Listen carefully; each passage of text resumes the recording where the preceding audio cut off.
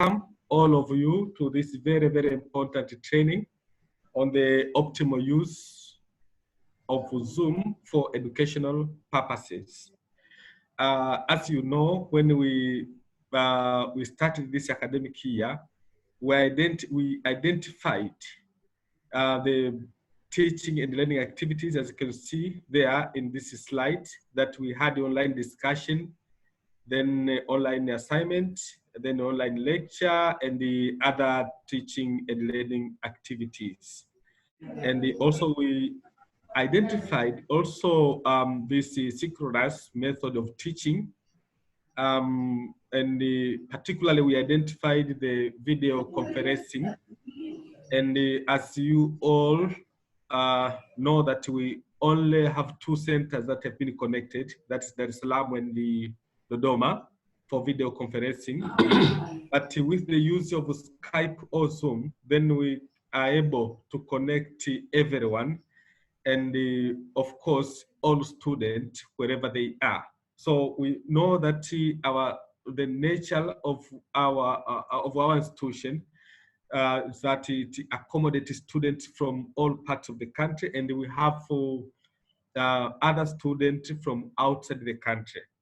At the moment, we have a good number of students in Namibia and of course Ghana. So there is no way that an academic staff can conduct a face-to-face session to all these students in all regions and in all countries. So we think that the use of technology, and in particular Zoom, that an academic staff can be able to reach all of his or her students. So we are not doing this because of this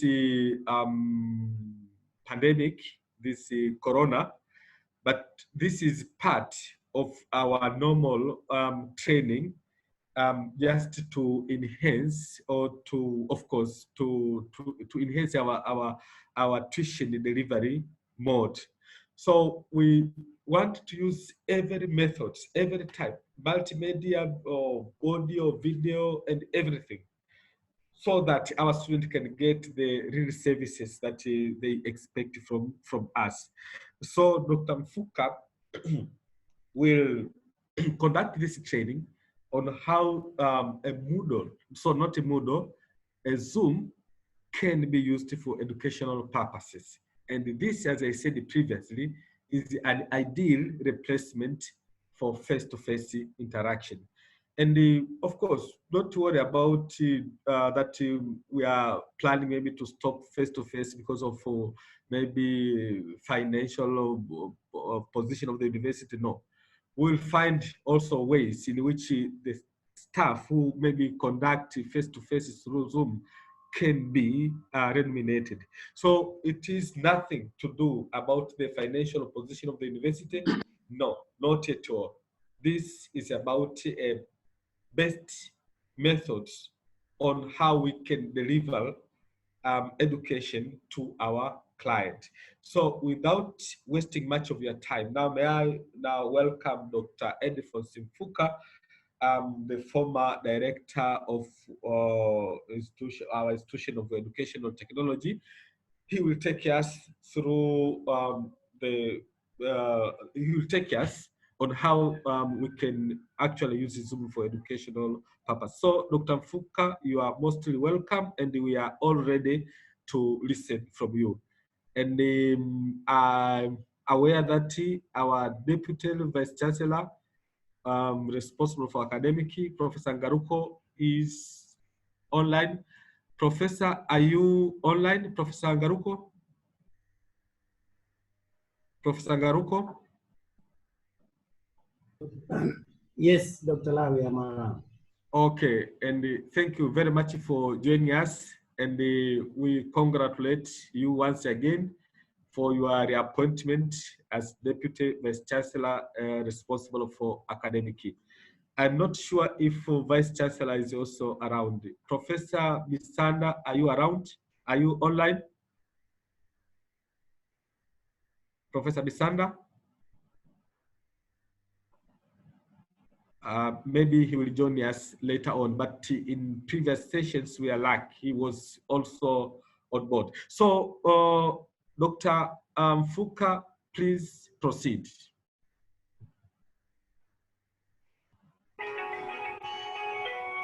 So, thank you very much. Let me put together this.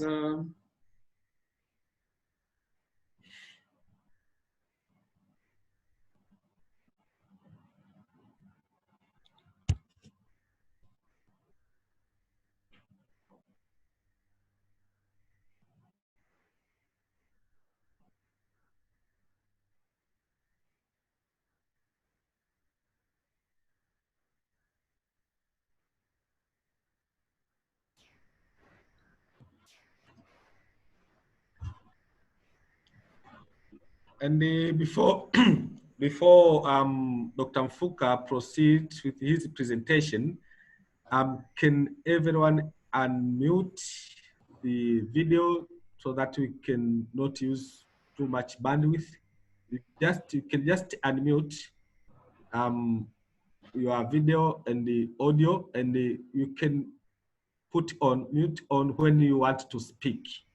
So just unmute so that we can follow properly Dr. Mfuka. So Dr. Mfuka, please proceed.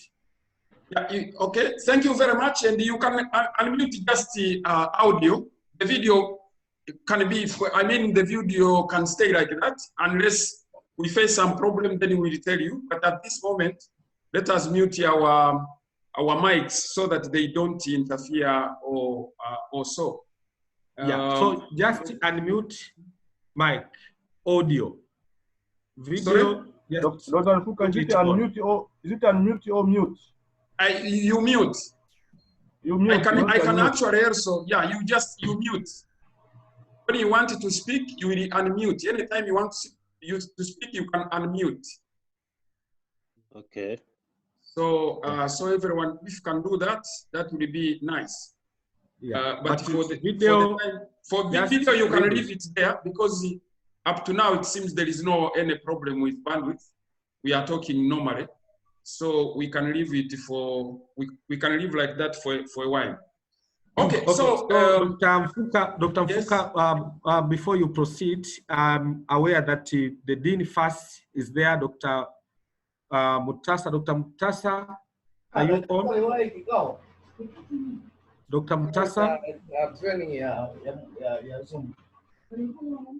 Okay, then Dean FDM, Dr. Magali. I'm around, Dr. I'm here, I think you can see me. Okay, thank you very much, Dr. Mutasa. How about Dr. Magali? I'm here. Do you hear me, Dr. Lawi?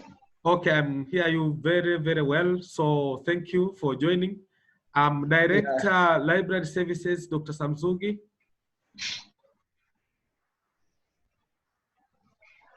Dr. Samzugi,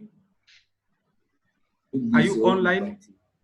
Samzugi is on, but cannot be seen because there's no camcorder in his PC. Okay, Aziz Kagugu, are you aware that Dr. Yes, Samzugi is on board?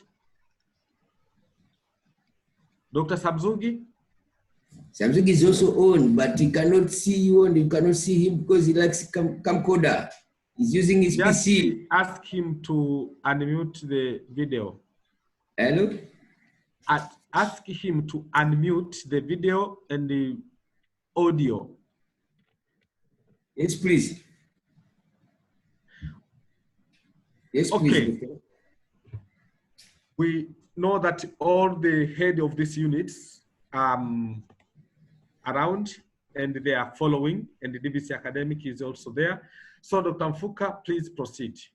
Okay, thank you.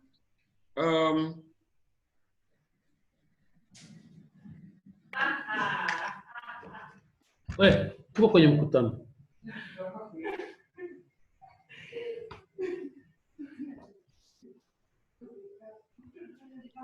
Okay, okay, for those who have not seen, please mute as we start. Please mute, everyone to mute yes, for increasing the efficiency. Yes, Doctor. Yeah. So you are advised that the participant should unmute the video. No, video is okay. Video is okay. Only So the we mic. wanted to see the face of everyone. So please share. Don't mute the video. Just mute the audio. Okay, so good morning, everyone. And welcome to this optimal use of Zoom for education kind of seminar workshop in which we can be able to share. I understand that some of you, you have been using probably this or Skype in one way or another. But here again, we are going to look at this, the optimal use of Zoom in education, in which we are going to see more features that we can be able to use in the online learning when you are dealing with the students in the online environment. So apart from being from Faculty of Science, I'm also part of UNESCO chair team, as you can see in the logo there, that we have it here. And therefore, this optimal use of Zoom for education is also part of the activities that we are advancing, the capacity of teacher, in this case in higher education. So apart from Dr. Lawi, together with me is Francis Mashara, who is instructional designer here at the university. So if Francis Mashara is there, can you say hi to everyone? Mashara, are you there? So he was teaching other, some teachers probably will be joining us, some minutes later. Now, the agenda of today is basically on Zoom. We are talking about collaboration tools that can increase interaction, that can increase engagement with our students. So specifically, we look at Zoom. So you can see that a bit of background on this, but also this online collaboration and overview. And Zoom is part of web conferencing. There are several web conferencing like Skype and others. So we look at that as well as the importance of web conferencing in general. And then in specifically, we look at Zoom. And in this case, because 2 hours we have we cannot look at everything, but we will focus on those, since this is for education, we focus on those features and the tools that can enhance the interaction with our students, that it can be used as we collaborate with our clients, in this case, students, but of course among ourselves as well, or even among the students themselves. So that will be our concentration. And then at the end, we'll provide this sort of the way you can be able to navigate to the entire Zoom. And also, you can be able to do practice. We'll do some practice, but later on, you can be able to do practice yourself as the host, so that you can feel some of the things probably that we will not be able to feel directly here. So we are already zooming. You can see that this picture that I've included here is coming from, this is the third session since we started this, and it is the last one in terms of faculties, but we started with Faculty of Science. So these were some of the participants in that specific Zoom. So normally when we are in the workshop, normally we say, let us take a group photo. So even in the online environment, we can still take a group photo. So I suggest that at a certain time, at the end, we have to take a group photo in which everyone will have to put sort of video, we enable video, so that we can have a group photo in the online environment where you are just near, near to someone else, or although that person might be very far from here. So we do that at the end so that we don't lose our face-to-face habit of taking group photo. Now, in terms of background, Dr. Lau already indicated what we are doing, etc., which is very nice. online learning part of activities that we are supposed to do as academic staff. But generally, here at Open University, we are handling, we have been, before COVID, we have been handling our education in terms of blended learning. So face-to-face and the online part. Of course, the online part was dominating. So in this case, this part which is indicated here is part of the online part, in which we are mostly we are using Moodle, the learning management system. So we use the Moodle as a learning management system, and we have been doing that for quite some time. So we can meet the students there, you know, etc. But at the same time, we have been, before COVID, we have been having face-to-face, as you can see here, maybe during the orientation, for example, or in the labs, or even in the exams. So we have been combining the online parts as well as, you know, the face-to-face. So in that case, that's how we have been doing. Recently, we have also advanced by together with our people of IMT there. We have ICT studio, so we have started even recording the lectures, which is good, and it is incorporated within our any management system. So we have been advancing, and we are having some video conferencing between here and Dodoma. We have been using it, and also we have been having some sort of limited interaction with the students in terms of Skype and Zoom that we are going to talk today or to cover, because of the environment was allowing, you know, to move around, no limitation, etc. So, but now we are in the environment that we have COVID pandemic, COVID-19 pandemic with us. It has disrupted the way we do things. Where do I actually? And in the morning, I was looking at the statistics of how are we doing in terms of COVID-19 pandemic. And these are statistics of today morning indicating that we have more than 3 million reported infected cases. These are just reported ones. And also we have more than 200 deaths. So you can see the pandemic is growing, is still there. And also we can feel it even in our society today, especially the slum, but we can see it is moving also in other regions. So this pandemic has brought sort of effect in many socio-economic developments, or almost all of them, and including the higher education. So, so these mostly face-to-face institutions, not mostly, all of face-to-face institutions, they've been closed. So ourselves, because we are in blended learning, we are still operating, but even when we are operating, we have also suffered because we used to have face-to-face, so we cannot have them anymore. Staff meetings are restricted, staff training, like this one now we are doing Zoom, we cannot meet together like before, but we can still meet like this. So also it is difficult to conduct summative assessment, the final exam that we are expected to be conducting, although we are having good news that there is some development in that area that will probably be able to do that. So now, what should we do? Should we continue to lament and know that? No, there are some strategies that we can take so that we can continue dealing with our students, including that component of face-to-face. We can still handle it in different way, in this case, using technology.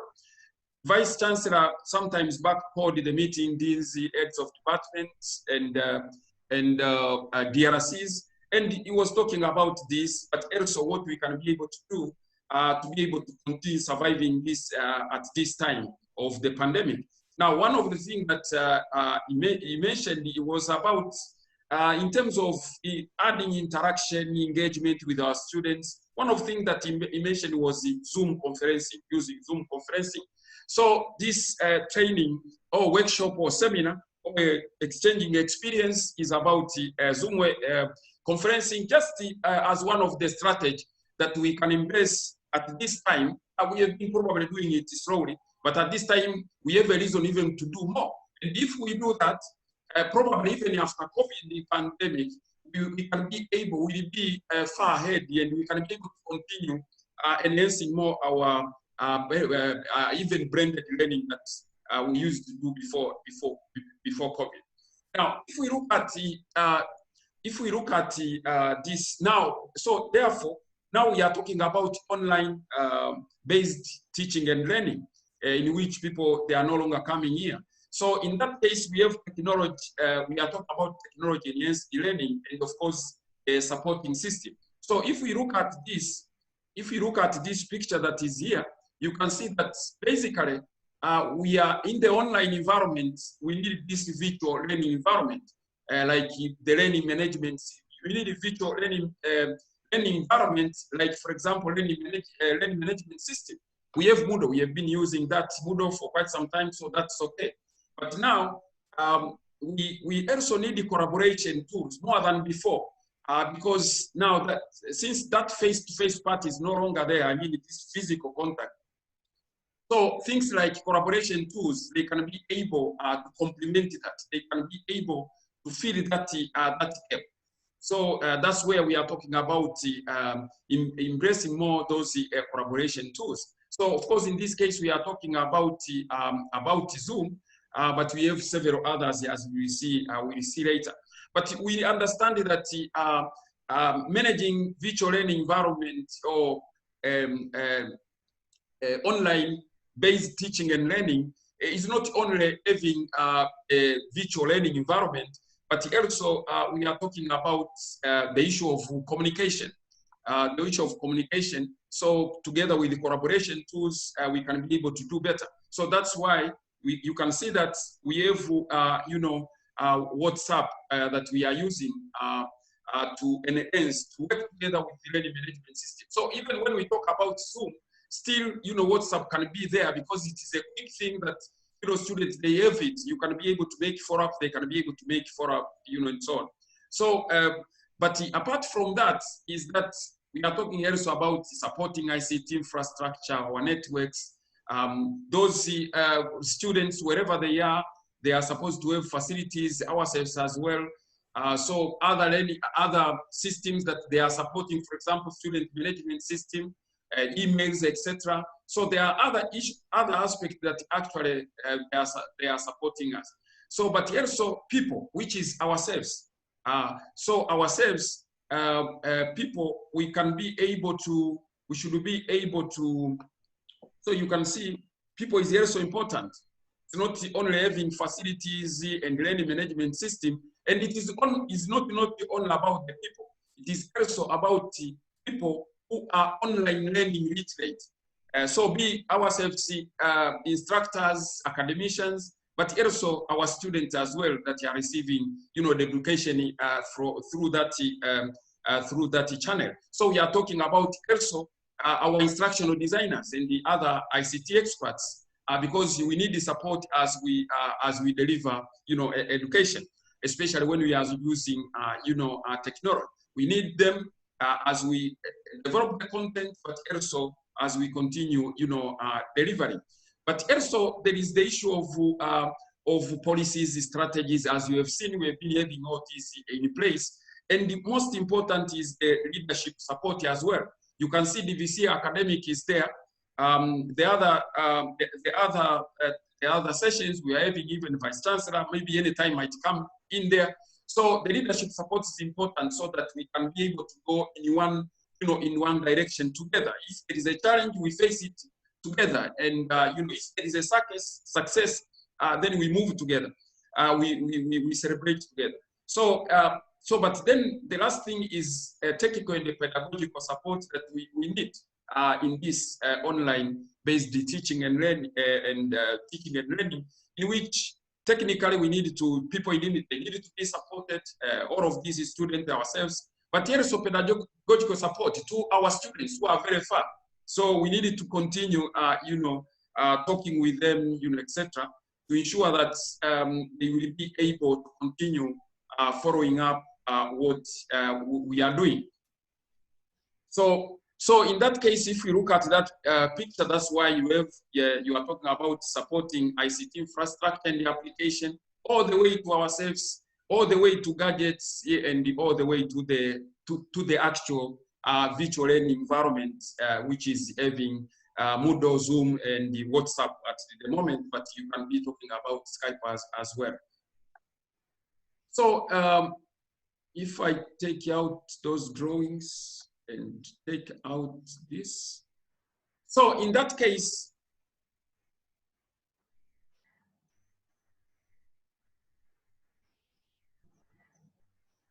so I'm just bringing in someone who is a bit stuck. Just 1 second.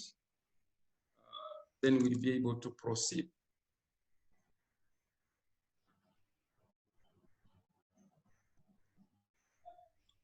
So in this case, I mean, then we are talking about, but today we'll be talking about online collaboration, which is, as I indicated, it is one part of the entire set of support that is supposed to support the online-based teaching and learning. We'll be talking about online collaboration. Now, when you talk about the online collaboration, actually we are talking about, it is a concept that that we use it when you are talking about 2 or more people they are meeting to achieve the common goal. So in our case, the common goal is education. We are educating our students. So in that case, how we can be able to use, the collaboration to this collaboration. Of course, it can be traditional, like for example, the way we see here, and we have been doing that. We continue. We have been doing that until COVID came in. But there is technological that we'll be talking, today, in which through the online environment, as you can see, we can be able to be somewhere, and some other people they can be somewhere, and we can continue, discussing issues or teaching students the same way we were doing it during face-to-face. So these are different online collaboration tools that are out there. So basically, this presentation is the practical part that we will do. It's about the online collaboration, specifically web conferencing, in which when we talk about the web conferencing, we are talking about the online service by which you can hold live meetings, live class, live conference, presentation, training. In this case, of course, all of us, we are using internet. So, and this can be done either through the computer like this one, but also it can be done through the tablet, and also, it can be done through the smartphone. So anything that you are having in between here, then it can be used. Probably, as we speak here, in this we have, this, as we speak right now, we are about 66, in here in this Zoom. So this is a big number. So probably some of you are in here using laptop or desktop, or probably are in here using the tablet, or are in here using the smartphone. So it doesn't matter, any gadget that you are using, you can be able to access this, except that torch, that SIM torch. That's what you can't use here, unless you are joining in you are joining in through the audio. Then that is possible. So please, it seems someone is talking somewhere. So Dr. Lawi, can you mute yourself probably, or what I can do, because there are people who are coming in. Let me mute everyone so that life can be easier.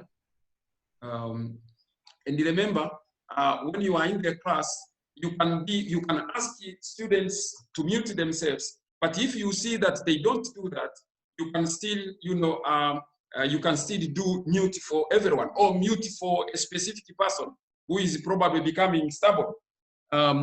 Also, so or there is some sort of noise coming from that area. So let me end on this person who is like coming in.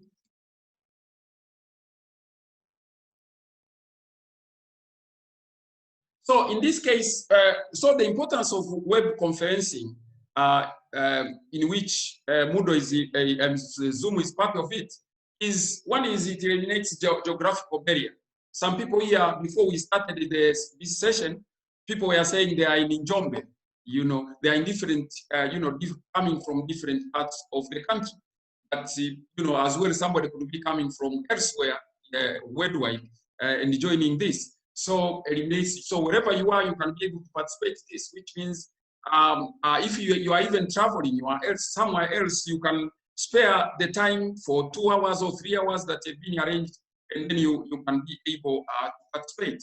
But also, there is the issue of web conference together with there is the issue of adding engagement that, you know, you can be able to engage, as we are going to see, you know, in some few minutes, using several things like, you know, annotate.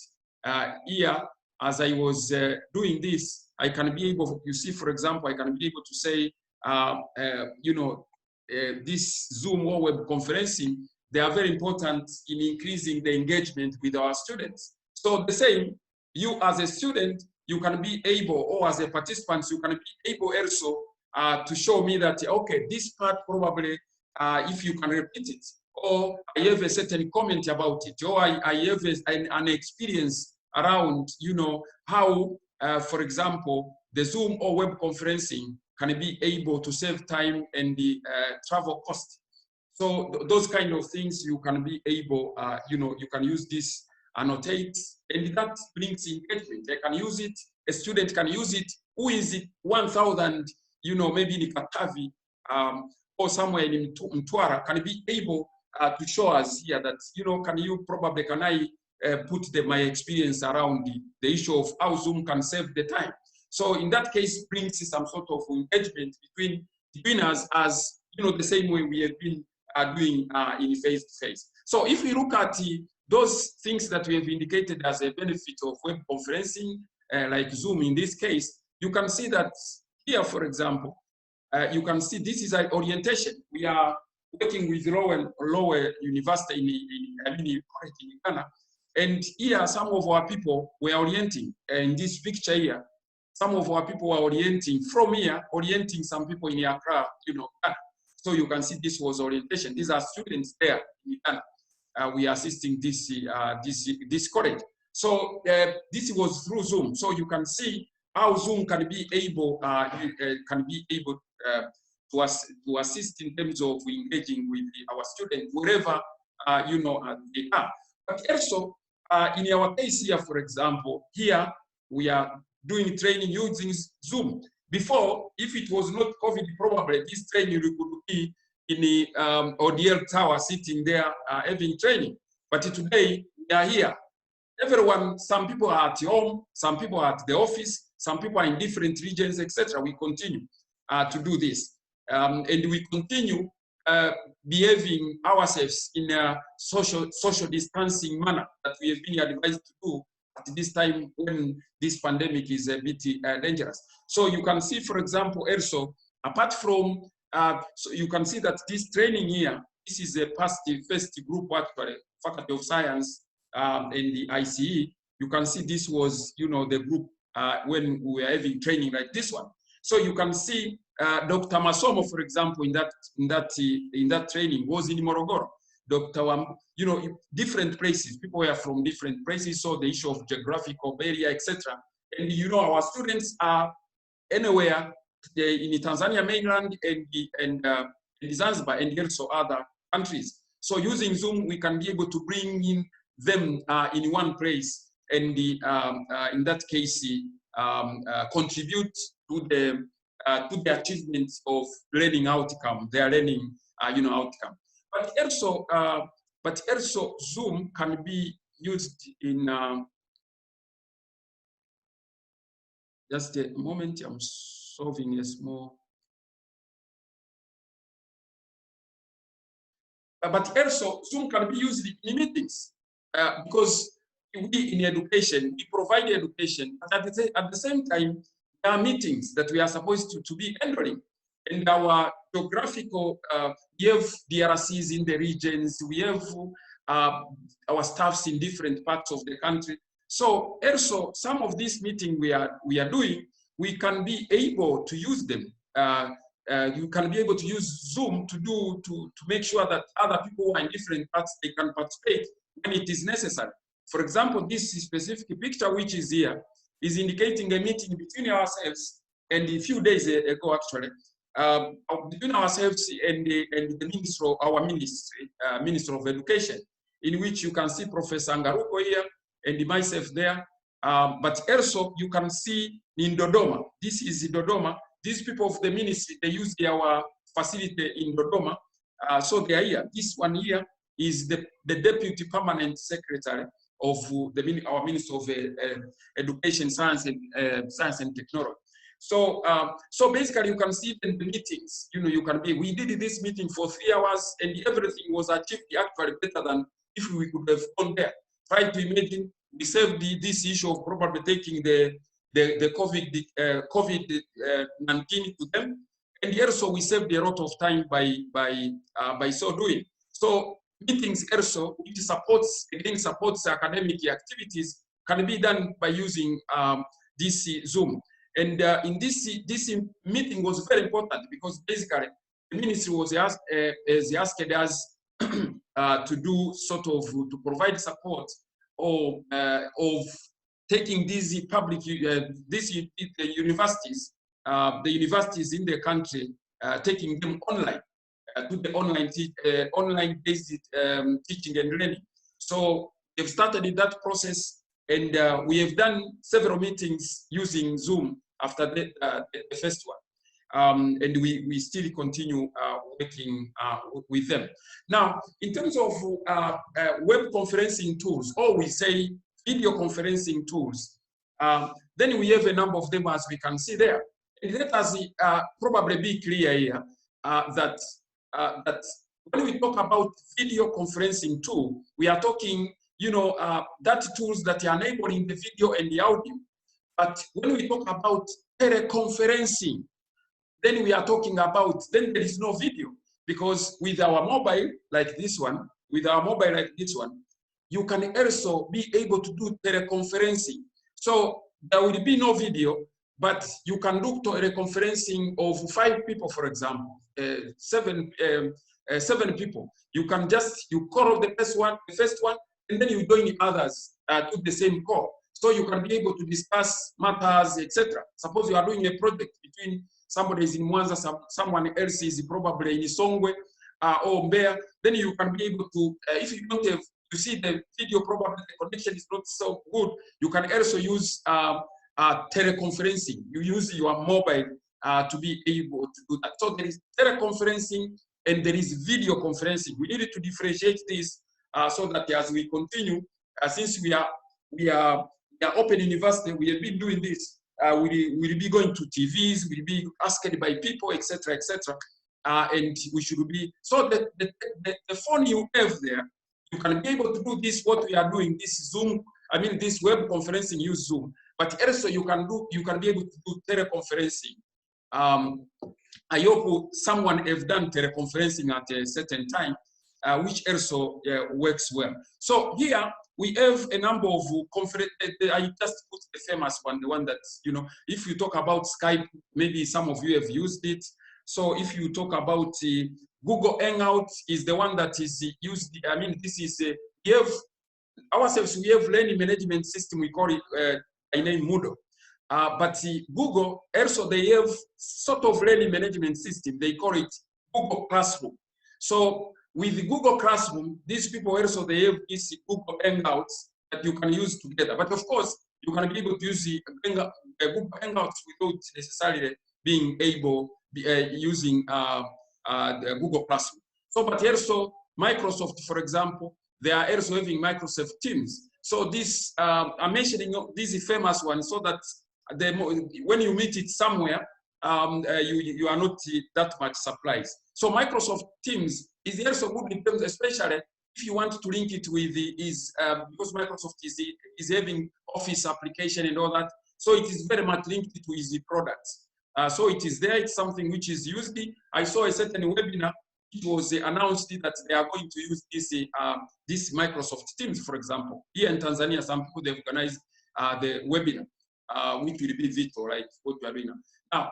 But also we have both meeting. This one we have been having it. Even when I was at the IMT, is one of the things that we tried to connect with our Moodle at that time. But then was a little bit fun with angry and all that. So, but also we have Cisco WebEx. You know, Cisco has been in the environment of ICT for a long time.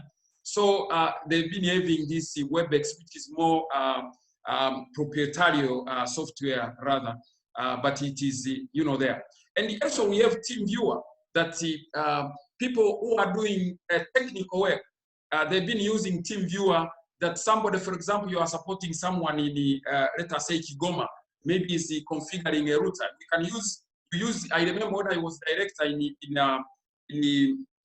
Shinyanga, there was a problem of a server, etc. So our people here, they use the TeamViewer together with some technical people who are there, and be able to look at the environment. Okay, do this, and you can be able to see what someone is doing, you know, etc. And that way, it's like almost you are there, and it becomes nice.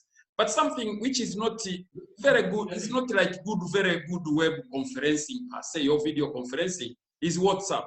I'm saying that because it can only support 5 people, as you know. So, but this is not good for, like, because 5 people is very limited number. You can have video conferencing or web conference for 5 people. That's very limited number.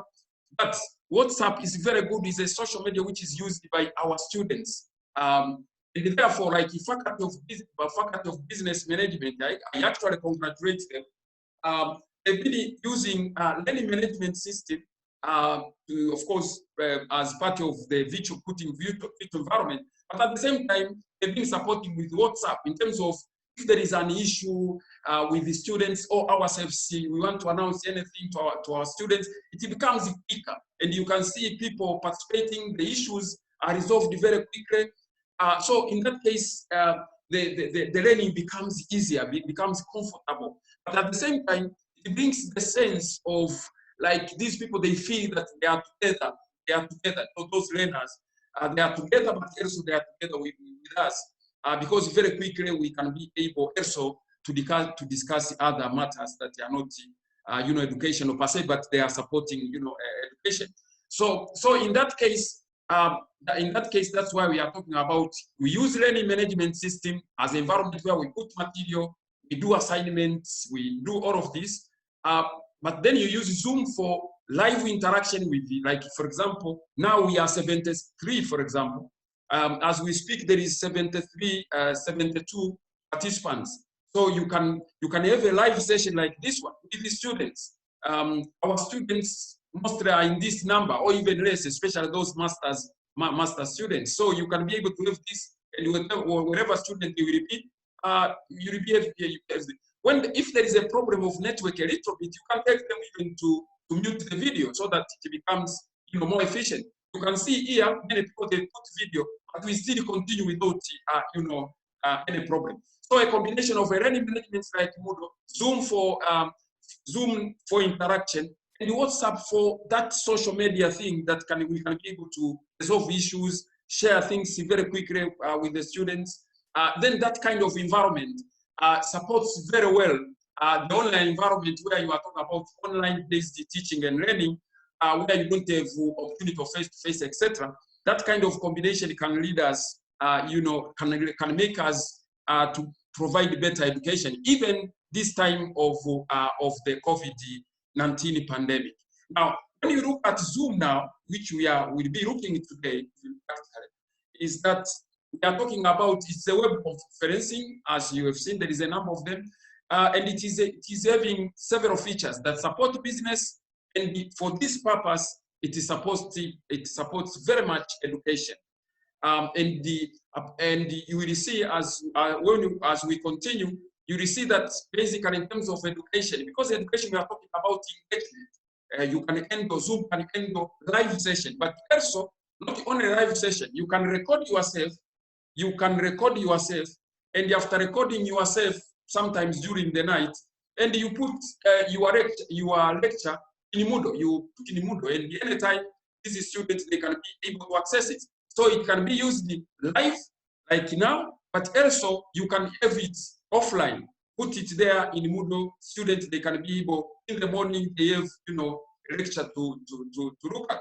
So in any case, but in that case, and there are several features of education purpose that we will see or a few minutes to come. Now, but another thing, especially in developing country like Tanzania, is the issue of the Zoom is lighter. Lighter in terms of you can, first of all, you can use any gadgets, but also is lighter in terms of even when Dr. Suleiman in Dodoma was saying that my network is not, is like fluctuating, etc. But you can still, but it is still connected. So Zoom is done very well in terms of working in the environment where even the connection is not the best. So it is trying to live with it.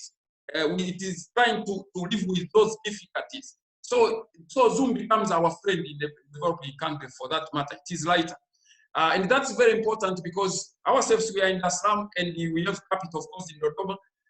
We have a big city in Arusha, etc. But there are people who are in remote areas like Kakonko, or, for example, somewhere inside there, Namtumbo. So those areas, the connectivity might be not that much, but with the little connectivity, Zoom can still do something. But another thing is the issue of easy to learn. So easy to learn, as you can see, I have invited you and you were able to click on the link and come in. And actually, I complicated a little bit in that invitation because I wanted you to do registration. Those who have gone through the process of registration, where it will send you the email, etc. That's one way of inviting people, where you invite people, they do registration, which means you have registration like face-to-face. The face-to-face, normally you go to the seminar workshop. The first thing is to write the name, etc. So when you are waiting others, there is even in the timetable there is registration, time. So even in Zoom, you can be able to do those practices of face-to-face. You just send the invitation like I have sent to you, and then you register. So myself or the university, we are having the list. We can be able to print out or to send it to someone, to share with someone else who might be needing that list of attendance. So that can be done by the system. So, but otherwise, the normal invitation is that you send the invitation with the link and the number, the ID number of the meeting. This meeting is having the ID number. If you look at your menu now, you can look at your menu now. You will see that there is ID number there. Can you see it? So there is ID number there, 8063. That's the ID. You can give anyone, and you can be able, to go into Zoom and be able to join. So, so in that case, so when you send this link, which is direct, somebody will just click there, and the link will take you to Zoom. So whether the Zoom was installed or not, it will do those business. And you click there. If it is not there, it will do the process of installing it. The client, the Zoom client. If it is there, it will take you, direct. So there is no hassle. You don't have to worry about the students, how they will get this. These things a long time ago, you need to install things into the client thing. So in this case, you send the invitation wherever the student she is or he is, will be able to click the link, and other things will be done automatically and will be connected and already in the session. So those two things I'm talking about them, they are ones that made us somehow to think about Zoom a little bit more than these other platforms that we are talking about. Now we are in higher education. Now the good news about Zoom is that they have also Zoom for higher education. So that becomes nice because then in that case they concentrate a bit on higher education. Just one moment, I can see some people writing on chat, which is very good. Maybe they're asking questions also. Francis Machara, are you there? Are you there already? Francis Machara, are you there already? Okay, no problem. So let us proceed. So we can see that we have Zoom for higher education. Now, one about Zoom for higher education. One is that normally this Zoom, it has several licenses. One is that everyone, after this seminar workshop, everyone will go and become the host. You can host with your 2 friends that have been trained with you today, and you can be the host, and the other can be participants, so that you can practice some of the things that will not be in your, because you are participant at this moment. So there are few things that you might not be able to do. We are going to see. So you can be able to go to Zoom without paying anything. So there is a free version that you can be able to use. It is having 40 minutes limit. So if you want more, you can do several ones. But now,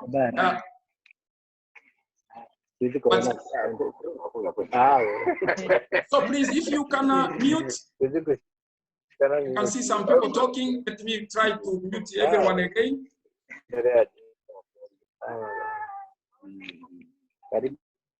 Can imagine some people are working from home, so but I tried to mute everyone. So those are features that are there for the host to be comfortable. You can do some of the things centrally so that you are not disturbed very much. So in that case, I was saying that Zoom. Now you have that free, you can go, and it is limited to 40, but some people have told me that during this COVID, a few days ago, it was like I was talking with someone from Nelson Mandela. He told me that a few days ago, it's like you can be able to continue after 40 minutes. So anyway, you can try it and see, because anything can happen now during the COVID. People, they be generous to even leave their platform to be used, etc. So now in terms of higher education, I'm talking about Zoom for higher education, is that they've created a special license for higher education. But of course, there is other license like Pro, Enterprise, etc., where you can buy. For example, I'm using Pro, so I can use more time. I can use even the entire day, etc. So we have bought this as part of the university activities. So in that case, but for Zoom for education license, it allows, within that package, you get 20 hosts, which means you can be able 20 different lecturers, they can be able to use the same license at the same time. So that becomes very good. But then there are several issues. There are several tools and the features that are there, so that we can be able to use them in the higher education. Like, for example, transcribing. When I'm talking like this, or when Dr. Mtasa, for example, is teaching the economics or so, those things that you are saying like now, they can be transcribed, So people, they can be able to listen, but they can be able to look at some of the movies that are transcribed. So somebody can be able to look at what you are saying by just reading. But the good thing that is there, if the lecture was like 2 hours, you can be able to search. You can search for maybe we talked about let us say Zoom, or maybe in this case Zoom is common engagement. You can be able to search where engagement was said, for example. Or learning management system, you can search in that transcribed information. So all of this is, but that is in the Zoom for education license. And unfortunately, we are the university have requested that. I mean, it's in the process. I think within this week we are going to have it, so that it can assist us more as we continue. But now in this Zoom for higher education, we can see that basically there is the issue of enriching teaching and learning by expanding, of course, traditional classroom, like what we are doing now. Because this we used to do it in the classroom. Now suddenly we can do it here. But maximizing your resource. If I can ask you, for example, even yes, the university resource, yes. Like, for example, we used the video conference we have at Kinondoni. We used it, as we have seen in that picture, doing the meeting with the ministry, using the facilities in Dodoma. So that's maximizing those facilities by doing either teaching or doing the meetings. But ourselves individually, we can ask ourselves, how are we using our mobile phone, for example? Are we maximizing? Are we using it optimally? you have bought it maybe 1,500,000 shillings, 500,000 shillings, etc. So are you maximizing that? Now, one way to maximize those is to do things like Zoom, because in your mobile, you can be able to attend the meeting. In your mobile, you can be able to start, a meeting. You can be able even to teach from, you will be having some limitation, but you can be able to teach your mobile even. You can be able to listen to the lecture, etc. So maximizing your resource, Zoom can assist in maximizing, our resources. Our resources as academician, the resources of students who are having the mobile tablets probably their use are limited. But also there is the issue of improved learning outcome, because the idea behind the universities, behind the educating, is to achieve the learning outcome. All things, maybe the competence that we were expected at the end of the time. So in that case, you need to increase, and that to happen, you need to increase the student participation, and therefore increasing the retention, learning retention. So Zoom, as you can see, it can bring people together and therefore increasing participation. You will see several tools all features that we talk about, all of them, they are increasing the participation. And I can see, for example, here, I can see these lines here. I think everyone can see them. It's this one I didn't draw myself. It is one of the participants who were already trying to practice the annotation. But all of us, we are going to see that within a minute. So now, when you do this, you are teaching or you are describing something. Students also, they can use the same platform to do the same, to participate. And through that participation brings more understanding and the achievement of learning outcome. So now, with this Zoom for Education, also we have, it is enhancing their features for enhancing the collaboration.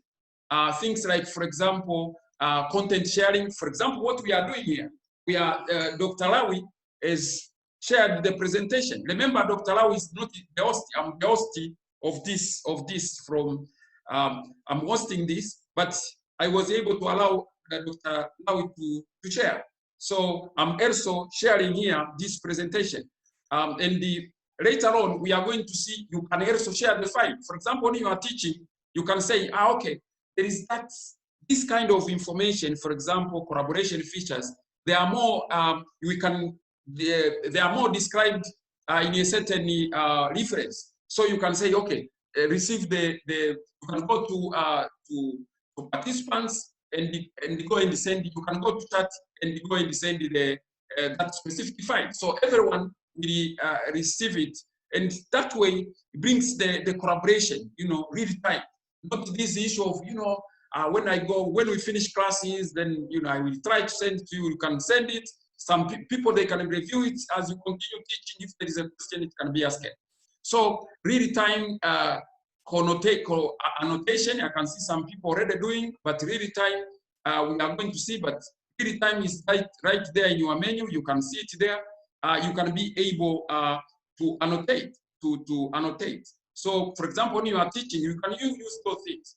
Now, for example, another thing which is in there is the issue of digital whiteboarding. So, try to imagine. You can see this. You can see this picture here. This is Zoom. This person is teaching with Zoom. This is mathematics. So, try to imagine. In Microsoft Word, etc., though there is a special version, it might be difficult to write this kind of thing, for example. But now you can see, the moment you create a whiteboard, and we are going to create it here, you can see, you can write all this. You can see participants are looking at these mathematics. They look like, it's like COVID pandemic as well, the way they look like. So you can be able to use this whiteboard. You can be able to use this. You can be able to use this. Remember, this is reminding me that when you are teaching, you have to mute the phone so that it's not interrupting. So that is digital whiteboarding. So annotation, digital whiteboarding. And these two, all of this, content sharing, real-time connotation, and the digital whiteboarding, all of this but the host or the facilitator or the academician is able to use it, but also the participant can also be able to use it. So that brings sort of collaboration. It's not one-way thing. It brings two traffic, thing which becomes good in terms of education in delivery. But another thing in education or in Zoom for education is the issue of the breakout, the video breakout rooms. So as you are going to see, we are going to break out, in rooms or in groups in which you can be able, in a physical environment, sometimes even in the workshop or when we are teaching, you can say, okay, now it is, I have a question for groups. So you divide, okay, maybe count 1, 2, 3, 1, 2, 3, you take groups, and then people, they continue using the going to the group. Now, that was physical, but the good thing is that you can be able to do that. You can be able to do that. Dr. Lawi, remember to take pictures so that we can be able to share with others as well, right? So when we are, I was saying, try to take some pictures for sharing later on. Okay, but participant should unmute the video so that I can be able to take the pictures. No, they don't have to unmute. It's okay. We want actually people to be seen. Okay. You mean unmute the video? Yes, they can unmute the video. No, but it doesn't matter. It doesn't matter at this time. When we are doing group photo, that's when they will tell them to unmute. Now you can take normally. Okay. So, proceed. We are following. Proceed. It's all right. So in this case, video breakout rooms, it will give you the possibility to break out in rooms. Try to imagine we are 73 as I'm speaking now. That's a good thing of this Zoom also web conferencing or video conferencing. Because in the class, if somebody tell you, for example, how many students are in the class, you need to count them, right? But here it is already counting for you. How many students are there? 73, very quickly. So you can see those value added. But now, 73, we are sometimes back in the practical, we are going to break in 2 groups. You will see how it works. So that is another point. Try to imagine somebody is in Ghana and someone is in Katavi, another person is in Tanga, so in Indom, etc. We can be able to work in the groups. So even when we break out, everyone goes to the group. You can't see each other anymore until when you rejoin. So try to imagine anyone is wherever he is, but you can still work in several groups that are created. So you can see how this is bringing, how far this video conference, web conferencing like Zoom is bringing the issue of the engagement. But also much sharing that different people will see pouring, and I will try to put the poll questions here. In this case, related to COVID, where you can put a question and the students, they can be able to say, okay, they can be able to respond. Everyone can be able to respond. For example, we are 73. And then, so if there is you want to know how far people they've understood a certain thing, you can put very quickly and see how many, and then it will give you even a percentage. 70% they've showed, this is the answer, etc. And then you can have an indication. Try to imagine at the beginning of the course where you want to see, you don't know how is the knowledge of your people at the beginning. You can have some sort of preliminary question. You put it there, and then the students very quickly they can be able to respond, and then you can have an idea that okay, probably you should concentrate more on one thing or the other.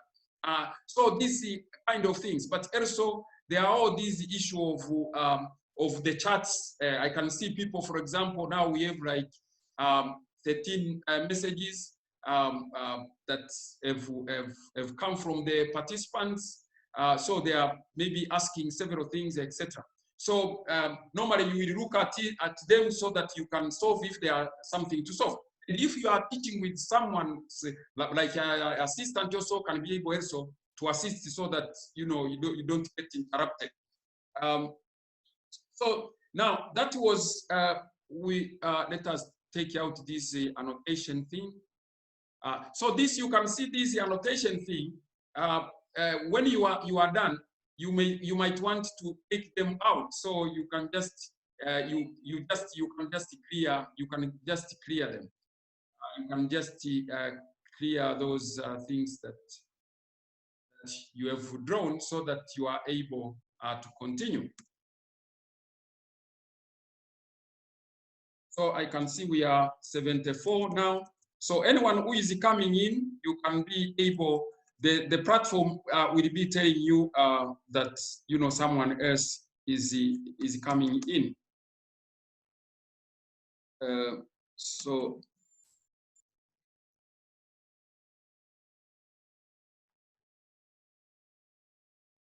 now the other aspect is, now we are university, so, and we are talking about Zoom for education. So I tried to put an example here that University of San Francisco, for example, which is one of those good universities out there. So they've so many universities, they've embraced this Zoom. They are using Zoom as part of bringing collaboration, engagement with the students. You can see one of them here talking about it is not platform dependent. There aren't the delays of making sure the audio functions properly. Zoom just works off the bat. It has transformed my program. This is a teacher who is teaching, talking about Zoom, that, you know, it is easy to use, you know, very quickly, people, they will come in and go on. So you can see this is from a quotation from one of the university. Now in this case, we will actually end up here in terms of talking and do some practice a little bit when we are talking about different Zoom educational features or tools for engagement. So you can be able to see them here. So fortunately, I talked about them. I talked about sharing of the screen, which we are doing now. And when we will share now that today is the last group in terms of academic stuff, I will share the presentation, which will be heavy. Any of these, you can see all these are features which can bring engagement in one way or another. So, and each one, it has a link, which has every description and the way you can do it, etc. So we'll be doing one after the other. And when you are having it, you can be able to practice, listen the video which is associated to that, and be able to continue even becoming expert in this. So we have sharing of screen, which is one of the way to engage students and people and participants, and that's what we are doing here. We are actually using it now. Dr. Lau used it, and we are using it.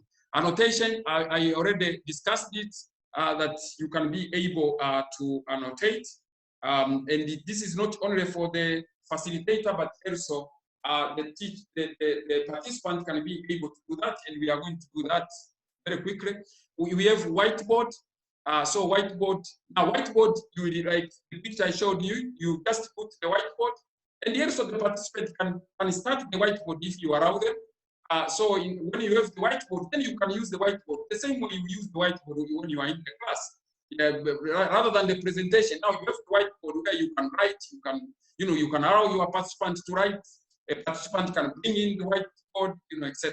So you can have, everyone can have a whiteboard here, rather than this whiteboard that you buy one and then it becomes sometimes a problem to share it, etc. Now there is non-verbal feedback, like things like, for example, thumb up, so we are going to see those, like when you are clapping in this environment. It's not necessary to clap like this. You can clap by just putting, but we are using in WhatsApp anyway.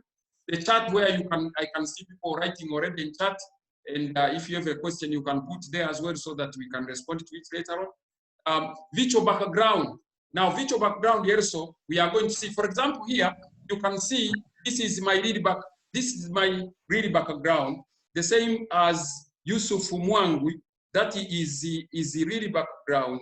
But also, if you continue looking at, say, the Ndolagi, for example, that is the real background.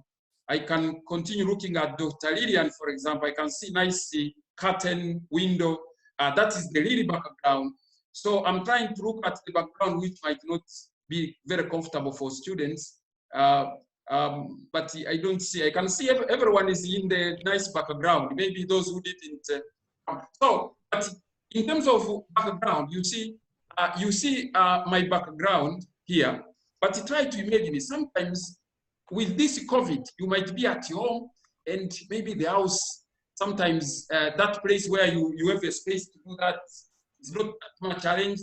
You don't have to worry that much of arranging it, you know, and all that. You can, it's good to arrange it, but you can just put virtual background. You just put virtual background, like the way when I started, I was having a beach behind.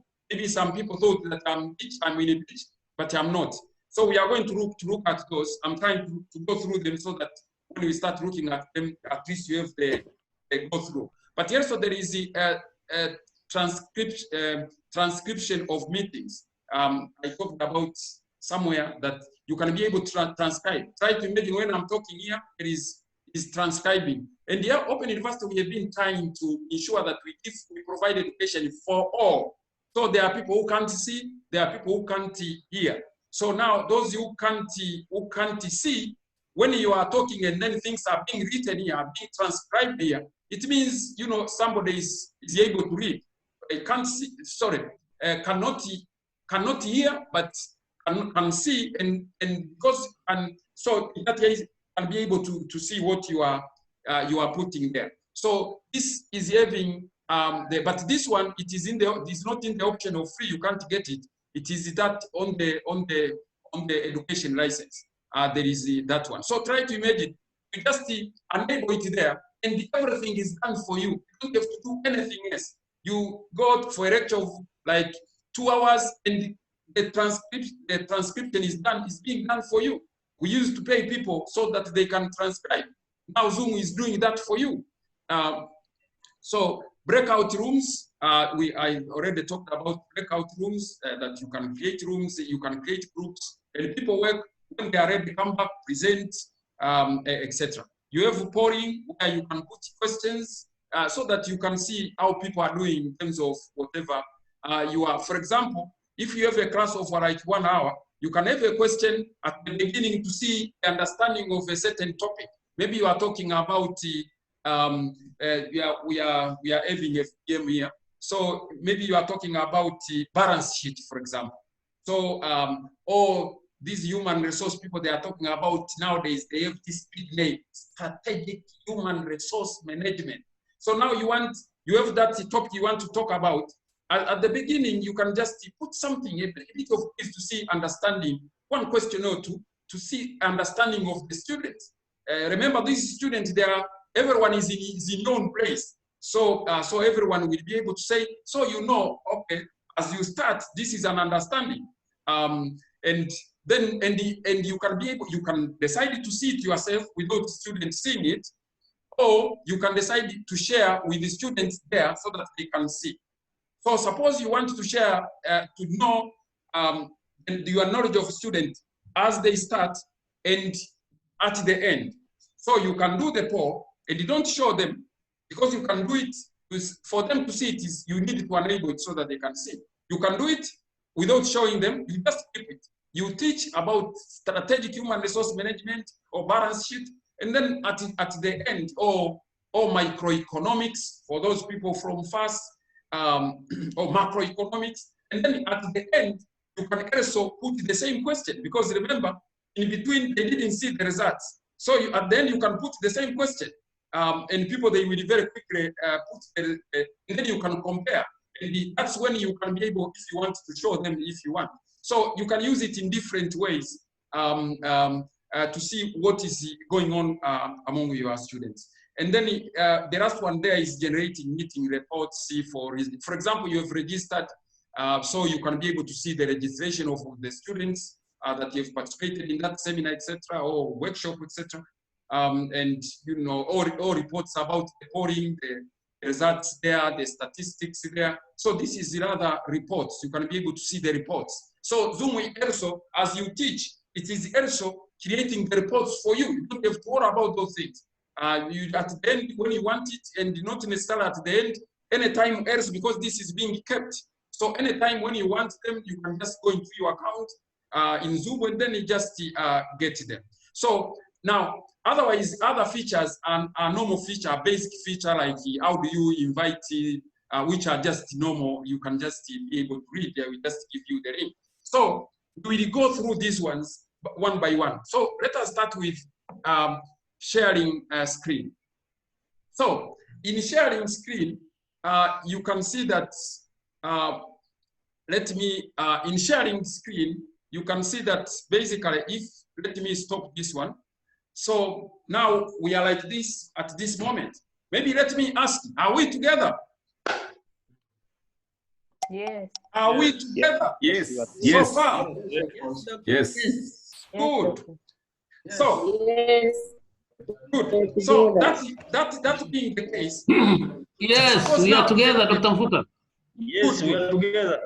Okay, very nice. Yes, we are together. Now, maybe now the first thing is about the issue of the issue of sharing screen. Now, I'm trying to take those important things for engagement with our students because this is focused on education. So, one thing which is very important for ourselves as academicians is to be able to present like what I presented and Dr. Lau. Not only to present, you can be, for example, taking them through Moodle. You can take them through Moodle and you redo it yourself here. Or you can show a certain PDF document which is having a certain result of a research. So you can do several things. You want to show them a certain multimedia simulation. So you can be able to do that. You can be able to share anything that you want. The same as you could have shown them when you are with them in the class. You can be able to show them through this Zoom here by using this share screen. Now, this share screen, I can see, I can see already Azizi Kagugu already sharing. But what you do, I hope everyone can see share screen, right? Yes. Yes. Francis Mashara, are you there already? Francis Mashara. Okay, so everyone can see. You are there. Okay, good, good. I can see the thumb as well. So, guys, at the beginning, I introduced you about Francis Mashara, so he's there. So, Francis Mashara, please, can you look at the chat and if there is anything to respond, please do so, and we really appreciate. So in this case, you can see as easy as I've shared already. But basically, what you do, there is a share screen in your you will see share screen there. So are you able to see it, right? Yes. So that is the Azizi Kagugu. And when Azizi Kagugu, yeah. Now, when you are done, let me say that when it is done, so you click on that green button, share screen. It is Zoom is very simple. Try to imagine you click there, and after clicking there, then it will bring you, remember, there is privacy. We don't want the world to see what is in your desktop. What we want to know is, what you want to see is that thing that you want to share. That is it. That's why when you click share, when you click this share, it will just take you to the, probably when I'm speaking with this, I cannot be able to put, I can be able to put that, just a second, so that I can put the, so we have sharing the screen. I want to show you how it looks like, but you can be able to share. So so can somebody share the Moodle? Can someone share his or a Moodle course? Assume you want to, you are starting the class and you want through Zoom. The first thing is to tell the students that these are this is the Moodle that will be accessible, etc. Can somebody share Moodle? Someone?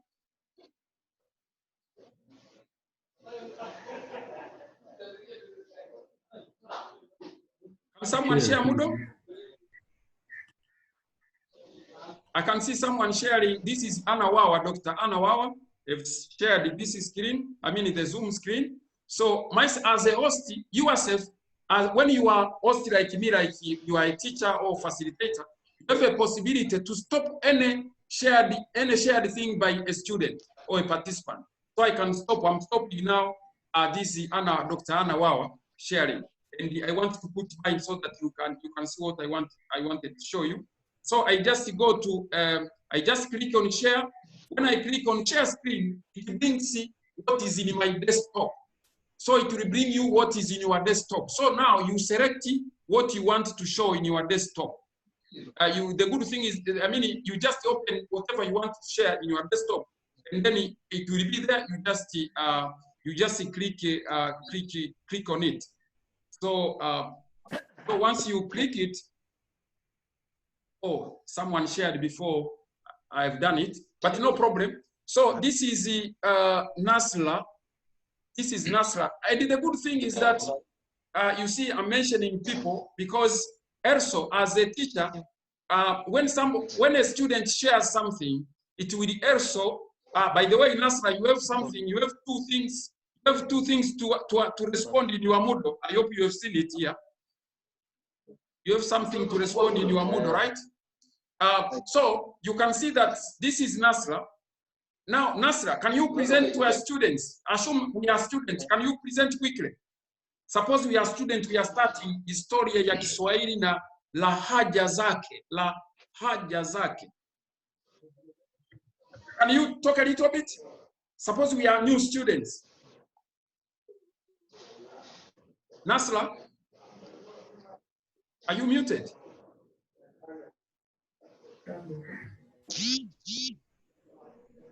Nasra.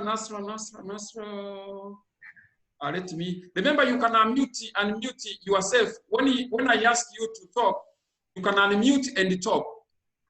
So, Nasra, can you speak now?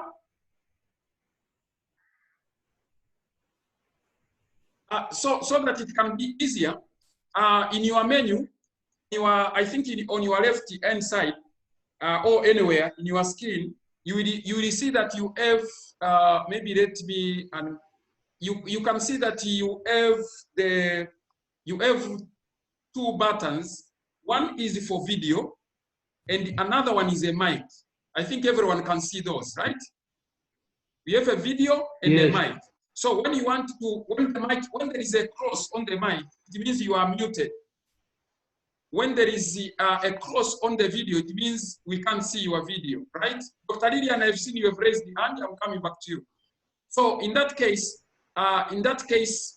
when there is a cross, the red cross there, you just click on it so that it can unmute, and therefore you can talk. Are we together?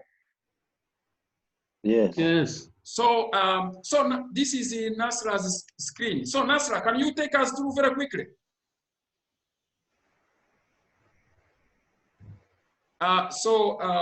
Nasra is still, okay. Dr. Lillian, you want to say anything? Dr. Lillian? Yes, you have raised the hand. So do you want to say anything?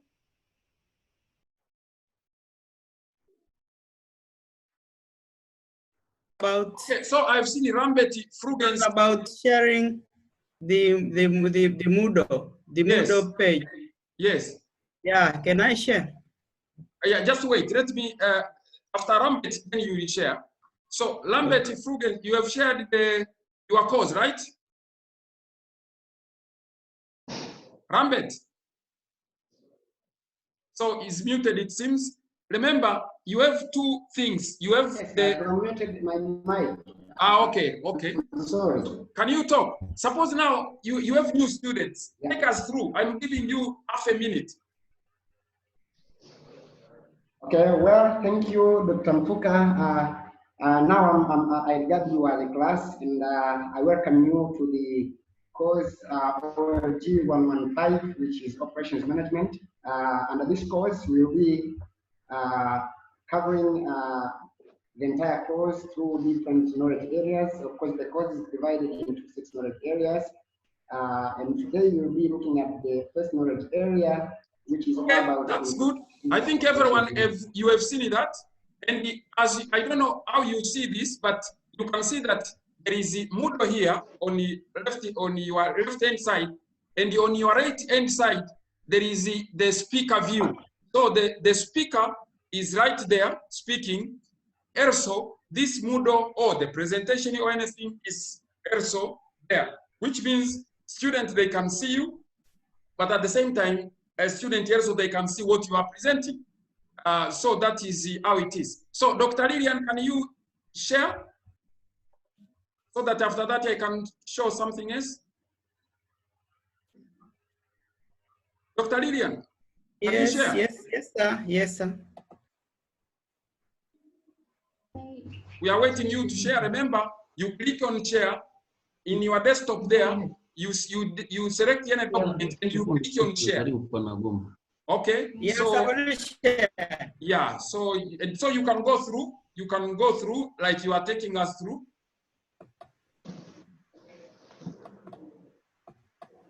So guys, Yes. Dr. Lillian is a coordinator. Is one of the coordinators in Faculty of Business, and is doing a wonderful job. So I think this Zoom will add something on the way you are coordinating with your students. Yes. And the way you can be able to also to tell what teachers or lecturers they should be able to do using Zoom. Okay. So in this case, you can see that can be handled that way. So is there any question on this part of sharing of the screen sharing? We have no questions, sir. Okay, is it okay for everyone? Yeah. Okay, good. So Francis, I hope there is nothing in the chat. There is nothing. I hope you have responded to. Okay, that's very good. You are responding to that. Very nice. So in that case, but remember, sharing. I was saying Moodle because we are using more Moodle, etc. But you can share anything. You can share the PowerPoint presentation. Remember, when you share PowerPoint presentation, remember to put slide view so that it can be the same as we present when we are in the environment that are not like, I mean, the physical environment. But you can show the documents, etc.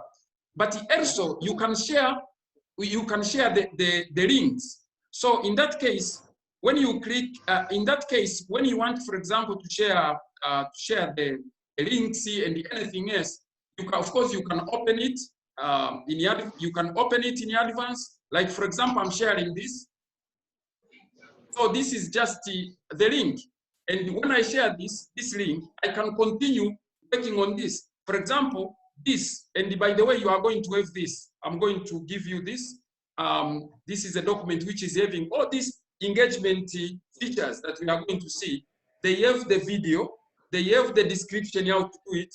So at the end, I will give you this so that you can continue doing it and becoming experts, and therefore during this COVID time, students are enjoying. Now, you can see, for example, I can be able, suppose I'm teaching students, I can be able, showing them a certain site, etc. I can be able to show them several things. For example, these are processes that you have to do in order to do screen, this sharing of the screen. It is all written here how to do it, etc. It is right there. So, but since everyone have done it, so in that case, I can stop there. But try to imagine, anytime you can just write, for example, suppose I want to take the students to PDF drive. I hope everyone knows what is in PDF drive.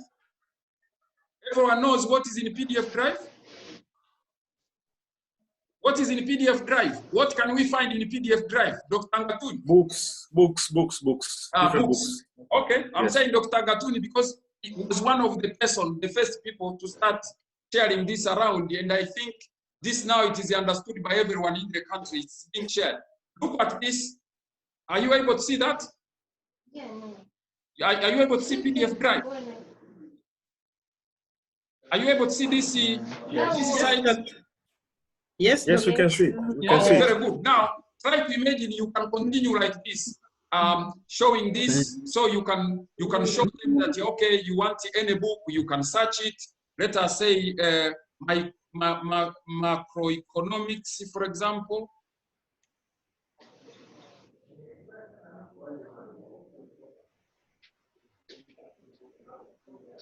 maybe introduction around that. So, so you can be able to do this, and then you can find books like, you know, quite a lot of them. One of them being, for example, this one. So you can continue like this. You can be able to show, you know, most of these things using this. So try to imagine now you are in Zoom, trying to share with the students whatever you are having, documents that you have prepared already, but those things that are already in the internet, you can also share with them. I mean, show them direct. So that is the screen sharing. You have possibility to share documents. You have possibility to share the links. You have possibility to share websites, you know, and so on. So those kind of things that we can be able to enjoy in that area, which is very important for interaction, engagement with the students. So when you finish that, you just say stop share. You just say stop share. Once you stop share, then the normal environment will just come back. Now we can just see. Now the next one that we wanted to see, unless is there any question, or we go to the next feature, educational feature.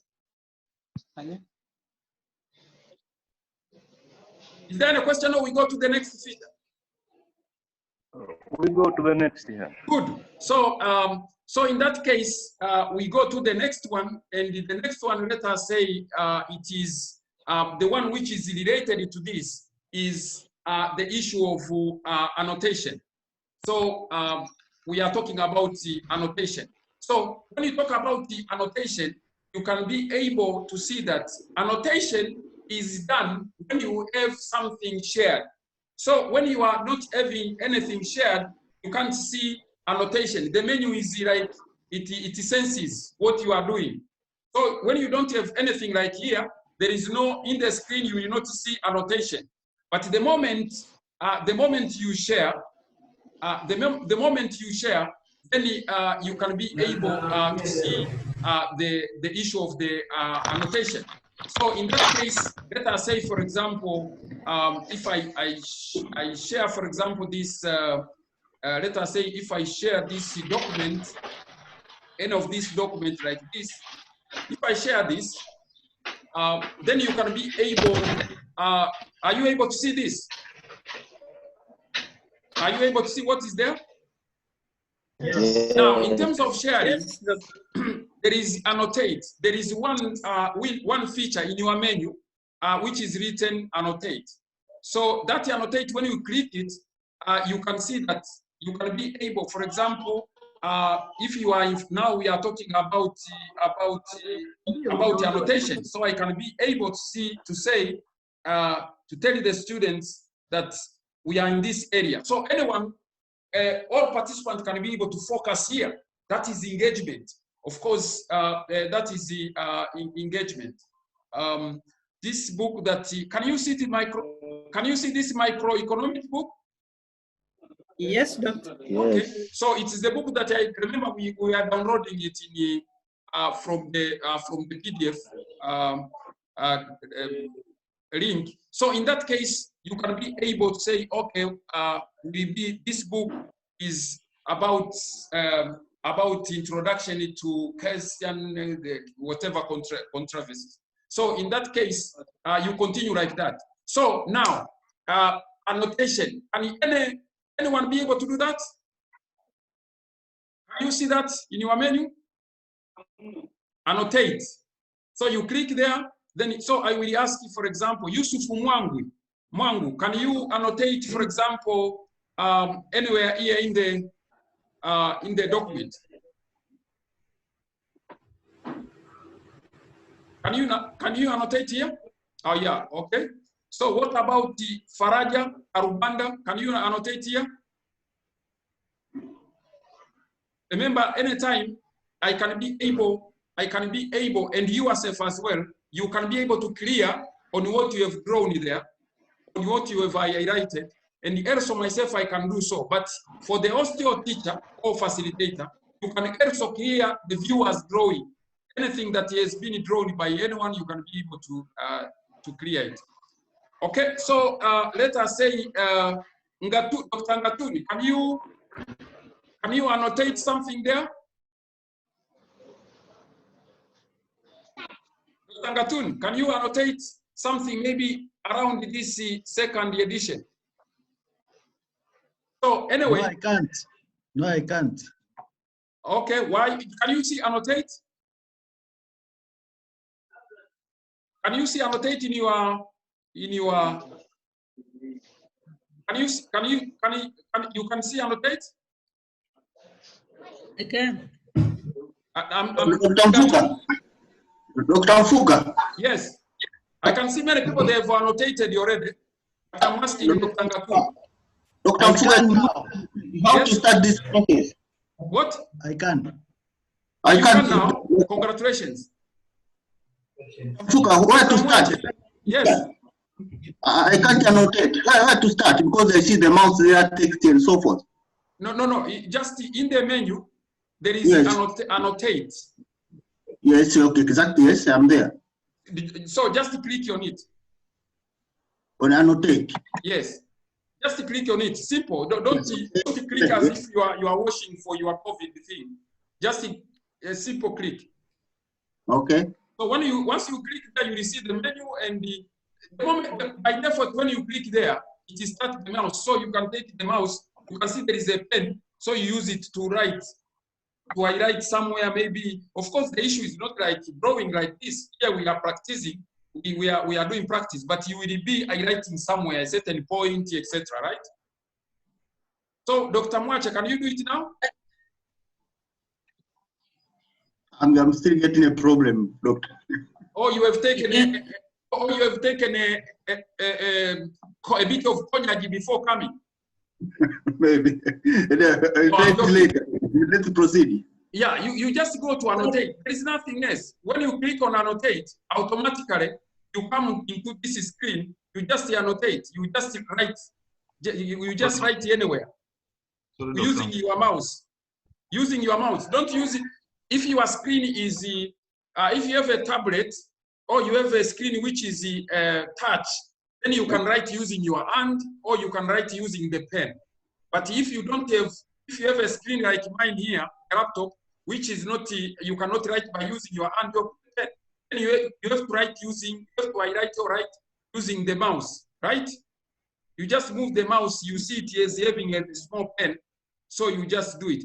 Let me say, Masaru from Arusha, can you assist Dr. Mwati very quickly? And I'm not saying that you come to Assam, I'm saying that you assist him where you are. Tell what you have done to be able to. But also, I'm having the same problem. I cannot annotate yours. You can't. Can you see annotate? And I don't see the icon you are talking about. You can't see annotate. Let me ask someone who is participant. Let me ask someone else. Let us say Ngatun, can you tell these two people how are you? What have you touched to annotate? What have you done to annotate? Yes, I can. I think we are having a different screen, so I would suggest that on the very top of your screen there should be a green bar which says you are viewing Edephones in Focus screen, and then right to it there is view options. Yes. And then if you click on the down arrow, then the option of the annotate option will be there. You click on it, and then so Masaru, you have seen it, right? Yeah, I can see it now. Good. What about Mwate, Dr. Mwate? Yes, I see it. Okay, good. So I can see many people have annotated. This is it's like traffic in Lagos. I'm sorry if somebody is coming from Lagos. I didn't intend to say that. It's just okay. So, but now try to see this mess. Of course, we are not doing this. It's just for exercise. But remember, in annotating, it is not only writing like this. If you look at that, you can be able to spotlight, to use the spotlight. So the spotlight, it will just, you see my pointer? Can you see my point? I'm moving it around. Yes. Can you see my point? Yes. It's like a less Yes, we or can. something, right? So Yes, we in can. that menu, you see there is a spotlight. You can use that. You see this pointer is very nice for like showing students some places in a diagram or anything because it is visible. So you can click on spotlight. You can use, there is, if you go to stamp, there is several things. Say yes or I love you or whatever. When you go to draw, you can draw something. For example, you want to draw a cycle, you can just draw a cycle. If the text, if you go to text, you can just write. Can someone go to text and write? I hope the machine will not collapse because of many things being written here. So can someone put the, I mean, for example, you can put the text and write. I can see, try to write your name. Put the, I can see several ones being written there. Okay, so are we together? Yes. Yes. So that is the annotate. As we try to do this, try to put in your head that we are talking about engagement with the student, with the participant. So try to have that, you know, how this can be useful. Have that in mind so that it can stick. But by the way, myself, I have a personal interest on, I like Spotlight. This one of the Spotlight, because it is very nice, you know. You can, when you are explaining, it can be very useful to move around, to show something in the diagram, etc. Now, when you have done all this, when you want to move, to continue, etc., you can, of course, anything you can undo what you have done, but also you can clear your diagrams. So you are able to clear your diagrams. For example, somebody, and as a host or a teacher or facilitator, I can also clear viewers' drawings. So you see, you have done drawings, I have cleared them as well. So I have a power, I'm superpower now. And any one of you, when you are host, you are superpower. So you can, so that I can continue seeing people. So, but I think it's okay now. I can see many people trying to, but what I was saying, you see this arrow here, I mean this, you see how useful it is, especially if you have a picture, you can use it, this spotlight, you can use it, and it is very visible for students. So it might be very nice, you know, that way. Even when the light is not so visible, you can be able to use that. Are we together? Yes. Okay, good. Yes. If that is the case, I think that is very good. Is there any question on annotate? Is there any question on annotate? No question. Okay. So we continue with now another thing that we are thinking about is student engagement. How we can engage this student who is in Kibondo, Kibondo in Kigoma. We are talking about this student who is in Lindi or in Morogoro inside, but is having possibility to access Zoom. So you're trying to bring the interactivity so that somebody might feel that probably it's not necessary to come to ASFAM, can be able to continue teaching there or doing the economical business while attending the classes via Zoom. Okay, so now when you are done all of this, remember, as a host, you can save. You can save whatever you have done here. If it is something necessary, interesting for the future, you can save. So you click on save and you are done. If you are host. Okay. So now let us go to the next feature is the famous whiteboard. We normally have the whiteboard, we have the blackboard, we have all this kind of thing. So in that case, I'm stop sharing this, and now we are going to the whiteboard. Are we together? Yes. Okay. Now in the Francis Mashara, can you respond to those stuff in the chat, please? Thank you very much. So in the whiteboard, it is also very nice for interactivity because now it's like you are in the class. Fortunately, the whiteboard, you just go in the same place. in the share screen. The same place you have gone to share the screen, it is the same place you will go so that you can get the blackboard. And the good news is that normally we buy blackboards now or whiteboard. Now this one you will just get it. So when you go to click share screen, you will see that among things that you are having in your desktop there, in a screen that will come there, one of it, oh, now somebody have shared before I have done. So you are very fast. Faraja, you've shared your whiteboard before I have done. But the good news, I am superpower, so I can stop it. That's the good news. So I can stop it so that I share mine. So now you just go to whiteboard. So there is whiteboard there. When you go, you click share, there is whiteboard. You click whiteboard. Among things that are there, there is whiteboard. So you click on whiteboard and the whiteboard, and then down there you click share. So also I can see Michael Mwacha have shared his whiteboard before I've done.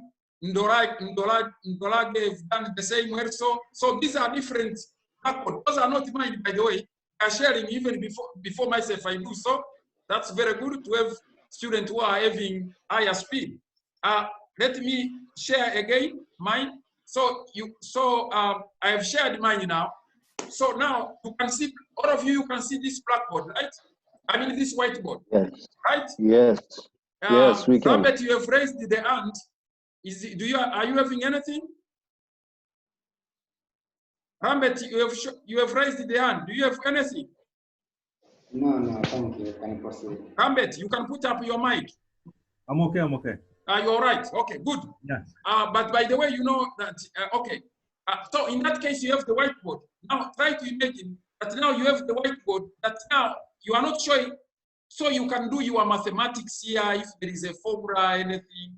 Of course, in this case, this will be more effective if in this case you are using mouse to do anything. Maybe let us say you want to draw, you are talking about, let us say for example in business management, you are showing students how the structure of the company can be. So you can quickly be able to draw here sort of how the structure of the company probably can be. Very quickly you can be able to do this and you know show this, etc. But remember, all the time you have on the menu you have draw there. So if you wanted to draw something like a box, you have a possibility to draw a box straight away, and you can put the color that you want in that box. So in that case, you can see that you can draw. But now, if for example you want to let us say to teach, let us say you are teaching mathematics, for example.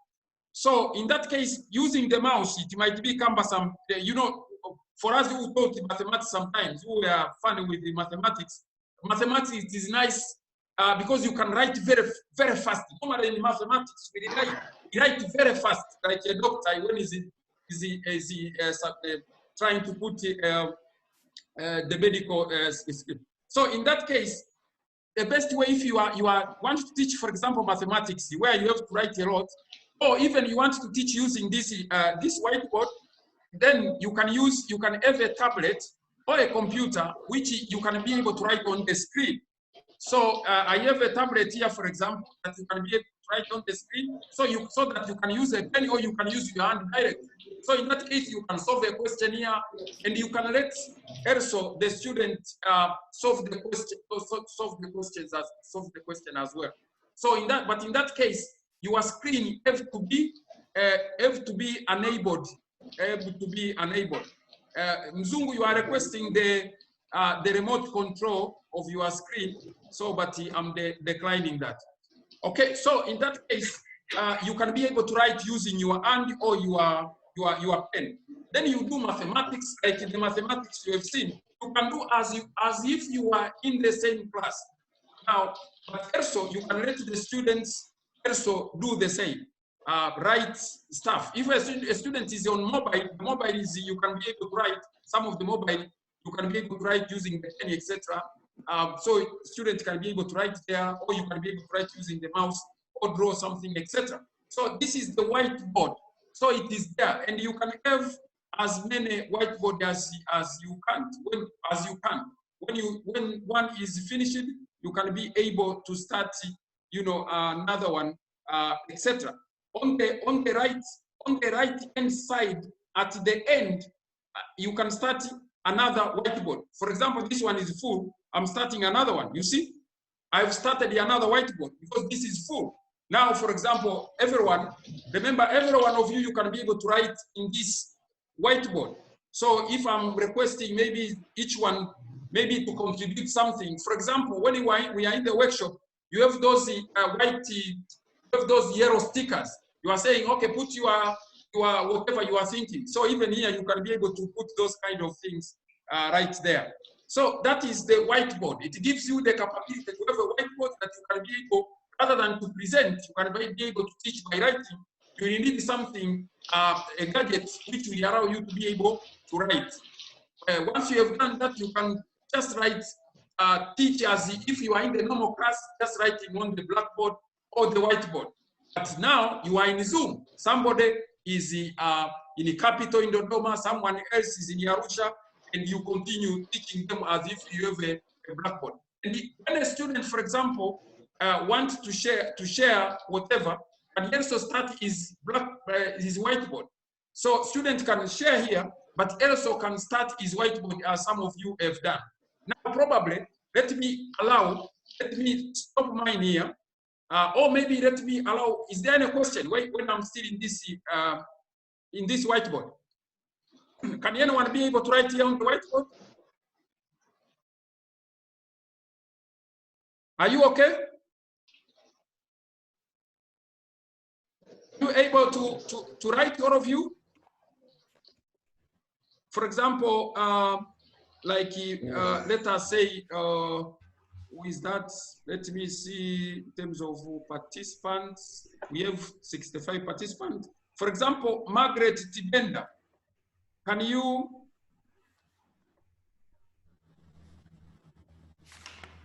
So Alexander Nibalema, you are requesting remote control of your screen. So I'm declining this. But I can also agree with you. So, for example, Richard, for example, Reza, are you okay? Or Zerda Elisifa.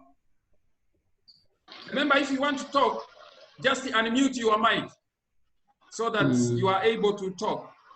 I can also temporarily be able to unmute everyone, like what I've done there.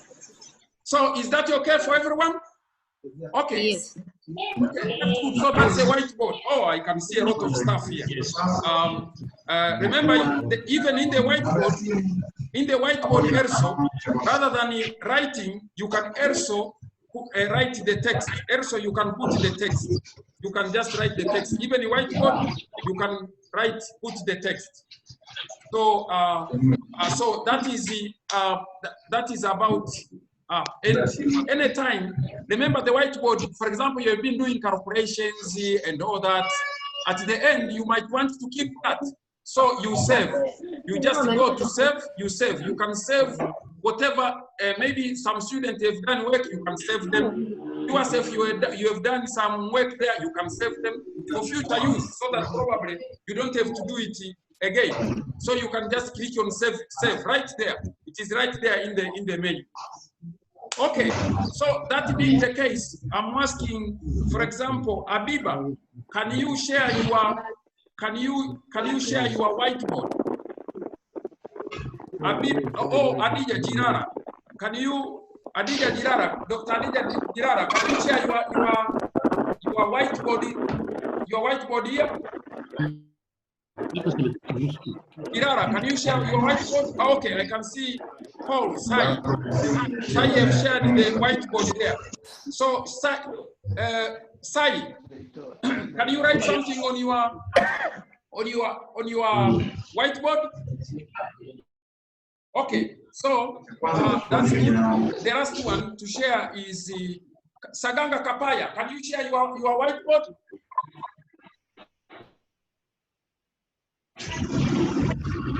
Maganga, can you share your whiteboard?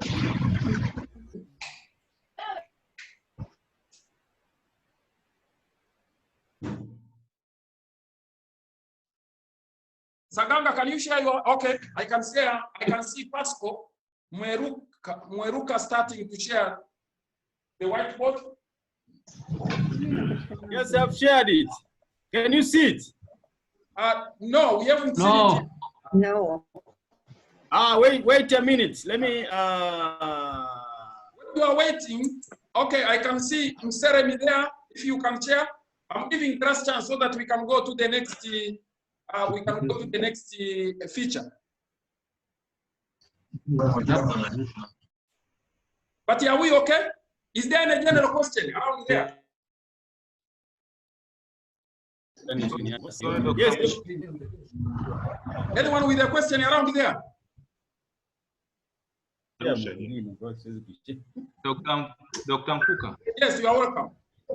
Yes, I'm sorry. I don't see the option where I can get the white. You can't see where? I can't see the option where I can get the whiteboard. Okay, so let me ask you, Zamzam, can you assist Masaru? Zamzam, are you there? Yes. Can you assist Masaru? Where are you? Where are you? I'm in Dar es Salaam, Kinyerezi. Okay, you are in Kinyerezi. Can you assist Masaru, who is in Arusha?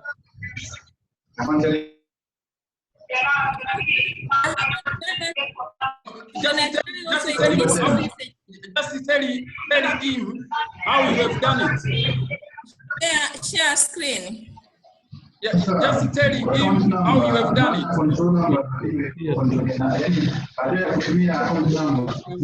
So I'm muting everyone, but I can see, I can hear window. I can hear noise. So in that case, if you wanted to talk, you just Samsam, you can unmute your mic and talk.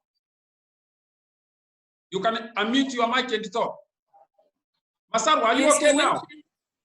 Yes, we went to share screen and then share the whiteboard, but then I cannot share it if someone else is sharing the screen. Okay. Yeah, there is the Aziz Kagugu have shared. Now you can just tell the process. You don't have to share it. Just tell the process.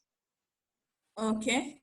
Then the person is supposed to go to the share the screen, and the whiteboard, you click that. So it's sharing. It is writing Dodoma. Oh, this is Jedi Mzungu. Okay, the good thing I can stop him as well, so that's good. So, Masaru, are you still? By Masaru has not been answered yet. Are you okay? No.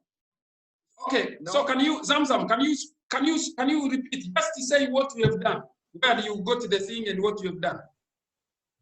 Yes, you go to the share screen and then you click the whiteboard.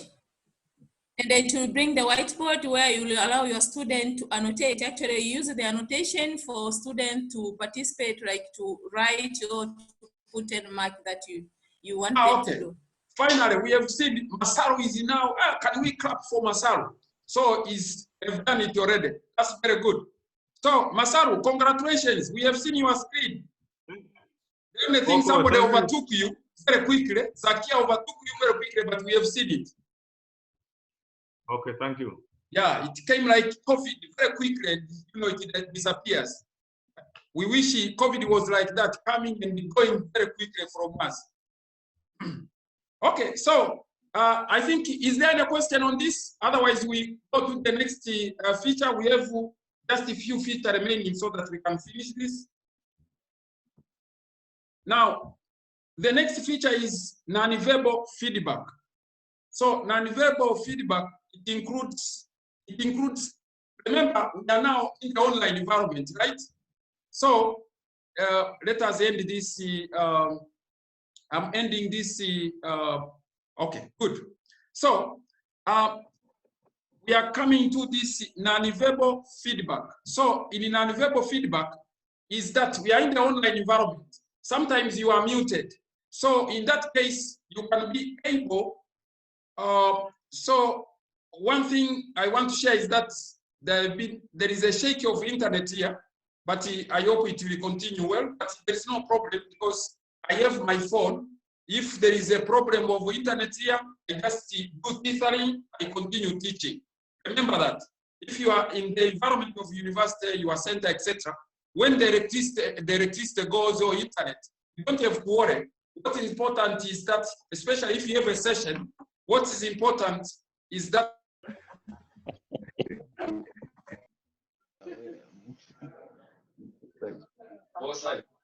We've lost Dr. Fuka. Yeah. We've lost Dr. Fuka. Dr. Fuka. He's nowhere to be found. Tigua, you've taken over from Dr. Fuka, have you? How are you? How are you? I'm good, I'm good. Okay. It seems the class has died a natural death, isn't it? no, there is no dying natural death. I'm back. Welcome back, welcome back, welcome back. Yeah, what happened, and this is something to learn actually, when you are running a class, remember to have backup. Remember to have a backup, meaning that, for example, now I was using the internet I'm in the office, so electricity somehow shake me, and therefore my internet have gone. So what I've done, very quickly, I've done tethering. I've done tethering, and the good thing of Zoom is that the moment you do tethering, very quickly it brings you back to the Zoom. So that becomes very nice. I have seen few people, you know, yani hawawezi wakasubiri hata dakika moja. Few people have. Anyway, let us continue. But those are good things to learn, that we need to have some sort of backup so that you can be able to continue with the class like we are doing now. Now I'm using the mobile to connect you are 53 to connect you all. Okay, good. So we were talking about that there is this issue of non-verbal feedback. Now, the non-verbal feedback is like, in this environment, clapping, for example, when you want to clap, it's not necessary to clap like this. You can use the technology. So in those we call them non-verbal feedback. So for example, you can see in your menu, you can see there is a reaction. So there is a reaction there. So now in that reaction, you can see that I can put, if I want to say yes, it is okay. It's not necessary to talk. Maybe we are muted. I can just put this, I will see it. So I can just say thanks like this. If we are saying thank you, we can just do like this, and that is it. So can you see that in the reaction, that in your menu somewhere there is reaction? Can you see that? Dr. Lillian, you have raised the hand. So that raising the hand is the part of this is part of this non-verbal feedback. So is that okay with everyone? Yeah, I can see Dr. Msafiri have raised. Can you ever do something around this? I don't see the reaction option. I don't see the reaction option. Okay, so if you can see Msafiri, Dr. Msafiri, can you tell us where you have seen, or let us say not Msafiri, or Ndolaki, for example. Can you tell Dr. Lillian where you got, or anyone else, where you got that thumb up or clap or anything like that? Just mute your mic. I mean, unmute your mic. I went to more, then to the more, I can see all these icons. Okay, so you go to more. So in your menu, there is somewhere written more. So you just go to more, and then you have that. Is that okay, Dr. Lillian? Where is more located at? Where is more? Where is your more? hand, yeah. Where is more? In the left hand. I can see on the right only hand, record object. There is only record object and leave the meeting. That's all. Which gadget are you using? Because it might depend on the gadget as well. Pardon? It might depend on the gadget, on the device that you are using. What are you using? I don't understand. What device are you using? Are you using laptop, tablet? Laptop. It is laptop. Laptop. Oh, it is laptop. Okay. So yes. Let me see who has done. Msafiri, you have done it. Where did you get it?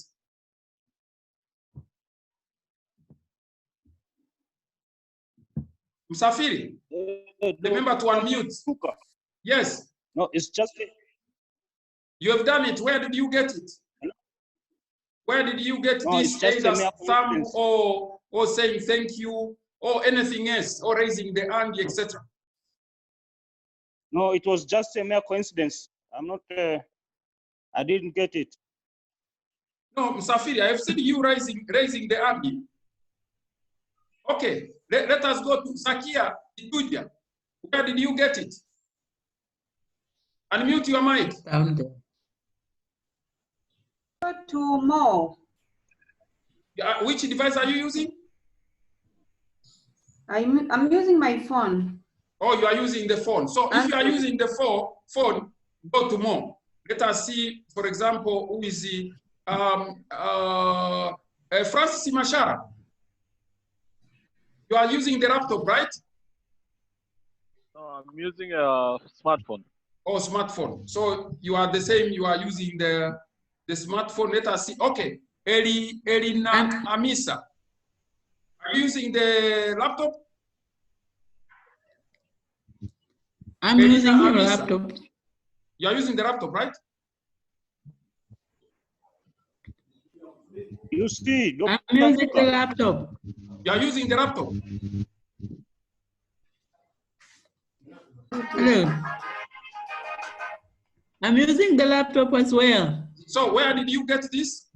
Where did you go? Just down the screen at the right-hand side. I can see reactions. Okay, right. So others, can you see it on the left-hand side? On because yes. I can't see your menus there. Can you see it now? No, we don't. No, we yes, don't. We can. So, it is there just close to the share screen, the way the share screen is just close. Okay, so it is near to share screen, right? Yeah. Okay, so can everyone try to go there very quickly so that we can move? Here I have shared this part, non-verbal feedback during meetings. So there is all details on how you can be able to raise hand and see all these other things. These files that I have put there. So it tells you where to get the things. So you see, when you go to participants, you are able to do several things. Can you go to participants? Can you see can you click on participants? Yes. What do you see? Can you see something like thumb up, thumb down, what? Somewhere? Reaction?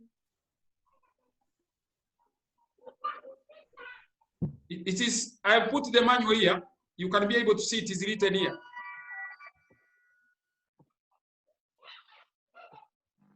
Dr. Lilian, have you seen it? Yes, I've seen it. Now you have seen it, right? Yes, yes. Where did you go? Where did you go? Dr. Lydia. Hello, doctor. Where did you go to get this? Are you talking about the reaction option? I think the reaction option. I think the issue of reaction option in my computer is because okay. In the menu, can you see participants? In your menu, can you see participants? Yes, I can see participants. Can you click there? Yes. What do you see there? A list of participants in left-hand side. A list of participants in left-hand side and the reaction like just click on reaction. raise hand. Just click on reaction. There's no reaction like there is something like there is actions like raise hands, but the word hands, right? So the word reaction is not there. But you can raise your hand, right? The word, yeah, I can raise hands, I can do all the actions, but the word reaction. No, forget about reaction. You can raise hand and you can do what? Yeah, I can raise hand, I can lower hand, I can do all other things. So we are done. Yeah, okay, thank you very much. So in the participants, you can be able to see those things. And here, I'm showing actually the money that I will share with you after this. You can be able to see it is described there. You know, the way to move around and so on, and get those non-verbal stuff. Okay, so now the other one, as we go towards the end, is the issue of that we can now the issue of chat. Now the chat is something that already people, maybe we don't have to spend the time here because already people are doing chat. Is there anyone with a question on chat? Is the simple thing to do? No. Everyone have done it? Yes. Okay, so in that case, but one thing probably, in terms of when you go to chat, you can be able to do several things. You can be able to send a message. Are you able to send a file? Can you see the place to send the file? Send what? Are you able to send the file from when you, I mean in the chat, when you go to chat? When you go to chat, let us say, for example, here, I'm just saying, are you?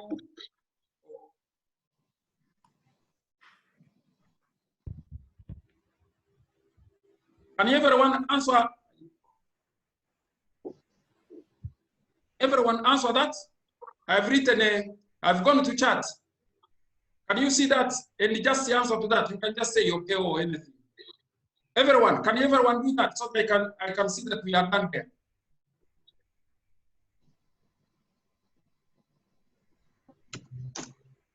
Good. I can see, you know, this is coming like those statistics. When you go to pdfdrive.com, you can see the books, the way they keep on increasing. So the way you are responding here is because I can see you are 61 now. That's good. Okay, now, one more thing that we can do in chat that probably you have not done it is that you can share the file. You can share the file. So maybe before sharing the file, in chat, you can send a message to everyone, like what I have done, but also you can be able to send it only to someone. For example, Emmanuel Tonya can just send a message to Godwin Case, and that is it. Nobody else will see it. So all of these are possible. You can send a message to someone in this group, or you can send a message to everyone. But now, apart from that, you can, suppose, for example, I'm teaching here, and I want to share with you a file. And indeed, I want to share with you a file. So what I do is that there, for myself, I have a place where I can click on file. So there is file there. When I click there, then it can tell me, do you have it in Google Drive or in the OneDrive? But also, it is, let me mute it. Can everyone mute? Can everyone mute, please? Otherwise, I can do it myself. Let me mute everyone. So I'm muting everyone. So I'm muting now everyone. Remember, when you are teaching or handling, facilitator, etc., if you see that you are telling people to mute, they don't do, you have option to mute all. So unarungu, you have a possibility to do those kind of things. You start with democracy, And then when it is not possible, you just go to, you use the tools you have there. So in that case, now suppose I want to send students a file so that they can have a look at it, etc. Right here, not in the emails, right here. So there, where you write the message on the right-hand side, there is a already file. So you just click there. They are saying it can be in Google Drive, etc. But also they are saying it can be from your computer. So for example, I click from the computer and I can just find, the file. In this case, I will send you using Zoom in the document of using Zoom in higher education, which I intended to share with you. So I will use this moment to share with you as we learn as well. So so in that case, I'm looking at the file very quickly, and so it is education.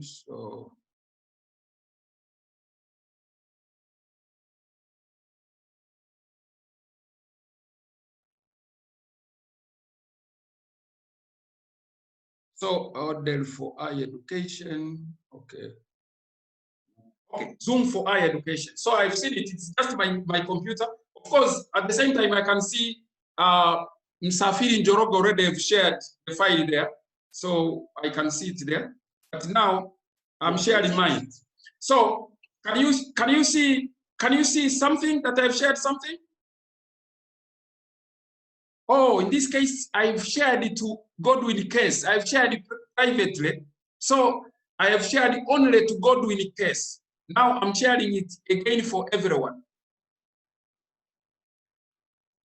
So you can share for someone, or you can share for everyone. Now I'm sharing for everyone. So you just go there, you just click, you can share. So when you go there, when you click there, it gives you the list of people that you can share. You can share to everyone, or you can just share to everyone. So now I'm sharing to everyone, and you will have it. It is named, I can see other people sharing, but this one is not only for practice, but it's for your consumption. So Zoom for higher education, you can see it, right? And the Godwin Case, I sent privately the file, or also he wrote to me that he downloaded it. Okay, so everyone can see Zoom for higher education, right? No, I can't see it. Sorry? I can't see it. You need to be in your chat. You need to be in your chat, right? You can see it in your chat, not in the prayer area. You just go to chat. Just click chat. When you go to chat, where you are writing the message, that's where you see it. So everyone has seen it? No. Where do we see it? No, please. Yeah. I don't see it. I don't see it. Okay, let me send it to everyone. Maybe it has been sent to us again. I'm sending it again to everyone. So I'm selecting everyone in this meeting, and you can also try, while I'm doing this, you can also try as a way of, because you can also send. So now, okay, now, yeah, that's right. Now it has come to everyone. It's downloading, now it is gone. Okay, now you can see it, I think. Yes. Now you can see it. Yes. You can see it, right? Yes. And you can see, you can open it. Now, when you open it, now different to, remember there is two difference, there is difference between the file you share there in the screen and the file you send over the email. The file you send over the email, it will just come to you, you can download and you continue to use it. The file we share in the screen there, you cannot do, the only thing you can do is to annotate there, but you cannot download it in your computer. Are we together? Okay. Okay, so you have it. That's very good. I can see some people, remember what we were doing is sharing the file from the chat, sharing the file with the students. what, for example, Pasco Ruka have done here, it is sharing the screen. So those are two different things, right? But it is good, he's doing practice. Okay, so once, is there any question on that? So you can write a message to one person, you can write a message to everyone, you can share a file from anywhere, in the computer, from the, from Google Drive, and all that. So you can see the engagement that we continue bringing to our students. I hope you are feeling it, and you need to feel it. The engagement we are bringing in. I can see 4 people have raised the hand. Anyone who have raised the hand, are you okay now, or you are still? I cannot see the option for the file where you can and by the way, those who are raising the hand, when you go to participants, you can see the, apart from bringing you the message on the screen, you also see their hands, being raised, like in the plane, in the plane that we used to take before the COVID. Okay, so what's your question? Yeah, my question is that I don't see the option where you can you can attach the file. It is not just, it is just, anyway, anyone who have shared the file, anyone have shared the file? For example, Stratton Ruinda have shared the file TBS in Sudan. Can you say what you have done? Or Zamzam, for example, have shared the whale project. So can you tell what you have done?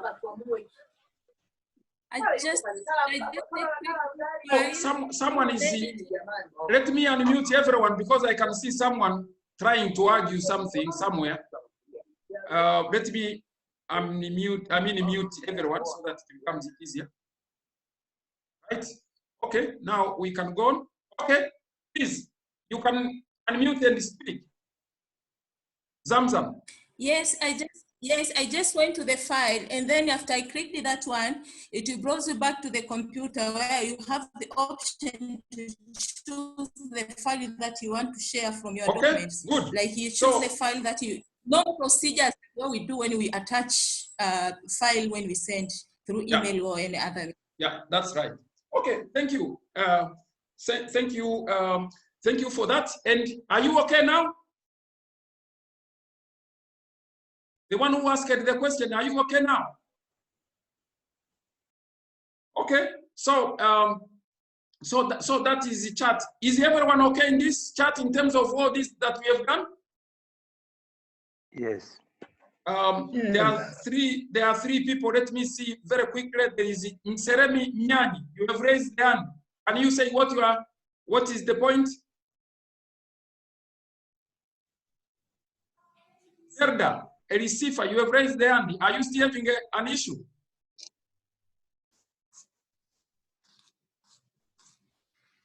You can just unmute your mic. Just unmute your mic, yes. Yes, Zerda. Okay, we can't hear you. Chitege Minanago, you have raised the hand. Please remember, when you are done, when you raise the hand, when your issue is done, just put the hand down. So, Minango, is there an issue? My question is on the files that we upload.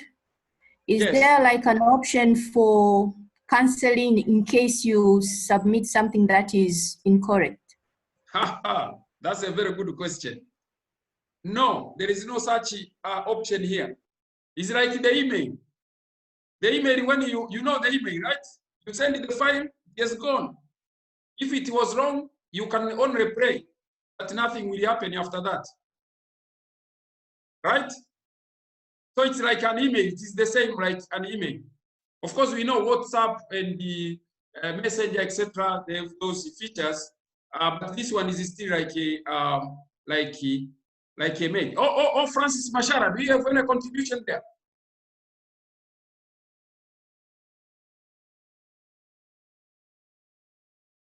Otherwise, Okay, so that is anyone else? I can see Zerda, but he's not speaking. Yes, yes. Hello. Yes. Yeah. In fact, if you have sent a file that it is mistaken, you cannot edit it. You cannot edit it. Yeah. Okay. So it is like in the email. Just Hello? take it.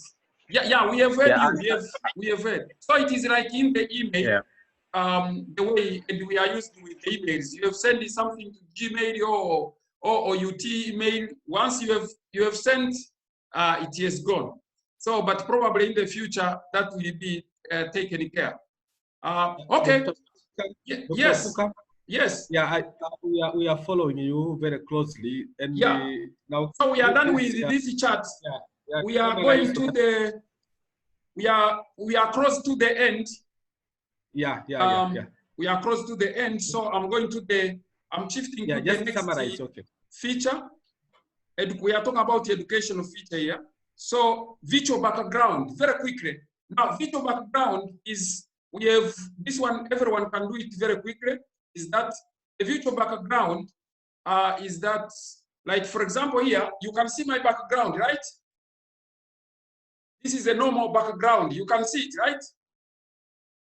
Yes, So yes, we now can. I can change the background. Somewhere where there is a stop video, if I click there, then there is choose virtual background. In the place where it is written stop video, there, around there, in that place, you can say choose virtual background. So in that case, when you say choose virtual background, it will just bring you several backgrounds that are in the computer, but also you can have your own background, maybe a class, a certain class, a picture that you are having or image, so you can put that. But otherwise, for me, for example, here I have this beach. We are missing beach these days, so I'm putting the background of beach, for example. But you assume you could put the background of a class so that you can be seen that you are in the class, or you can put a background of somewhere else in the mountain if probably there is something related to what you want to tell the students. So in that case, you can see my background you've changed, right? Can you see where I am now? I am in the beach. Yes. So, so I'm in a beach now. So in that case, I'm still in the same place, but I'm in a beach. Now we are working from home. Sometimes there could be some situations, etc. You put the background and then you continue, doing whatever you are doing without affecting your place where you are staying. So you can put anything that you are having in your computer. You can put the standard ones, but anything that you are having in your computer. Is that all right? Have you seen it? Yes, we have. Okay. Yes. Okay, I can. Okay, Dr. Ngatuni, I can see you are on the moon. It's nice. I can see. Oh, I can see. I can see. Nasra, you have copied from Dr. Ngatuni. Okay, I can see some bridges. Okay, that is like Igamboni Bridge, right? So I can see the different people, right? So remember, you just go around the stop video, and then there you choose virtual background. It is as simple as that, right? Where to choose? Sorry? Where to choose?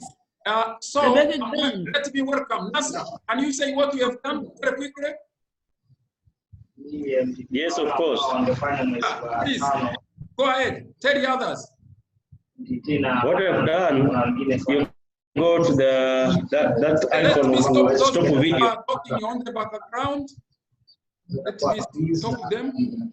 I'm muting everyone, so you will also unmute when you want to talk. You can unmute. I was muting everyone. Okay. Okay. Can you tell me what you have done? Okay, you go to the icon of stop video. Then you will see in your right hand side there is a certain symbol there. Then you click that one. That will give you select camera. If you are using HP webcam video setting, then you go to the choose the video background. Then you choose then then you select the background which you prefer to use, like what I've done. Okay, good. Yes. So can everyone follow that? Can everyone follow that? So otherwise, I have the topic that I will share with you is having those all description to go up there, but it is as simple as that. That is just in case you are teaching, you are anywhere where you want probably somehow to be covered by screen behind. Oh, sometimes you want even to use that screen to tell even students what a certain place looks like. For example, you can be in New York, you can be in England, you can be in Tokyo. I mean, in terms of background. So like what you see in TV sometimes. So we can create those backgrounds in our classes. You can put something that you want, to be there. And anytime you can also take it out. You can anytime take it out by going in the same place. If I go in the same place, choose video background, I go there, I say none, then it has gone. Then none, if you say none, then it puts again, the same. You go back to the same, what you are using here. All right, is there any question there? Otherwise, we go to the breakout rooms. Now, the transcription is that this version, this Pro version I'm using is not having transcription, the one that can transcribe. But that one, when we have Zoom education, we are going to be doing that. So let us go to the breakout rooms, and then when we come back, we do the polling, and we'll see the report, and we have done with the session. So let us go to the breakout rooms. Now, the breakout rooms is a very good feature for creating groups. I have explained it already, probably I don't have to do that again. So now where do you find breakout rooms? Now, the breakout rooms, remember, is like, for example, in the physical class, it is the teacher or the facilitator who will say, let us create the groups. So it is in the host menu.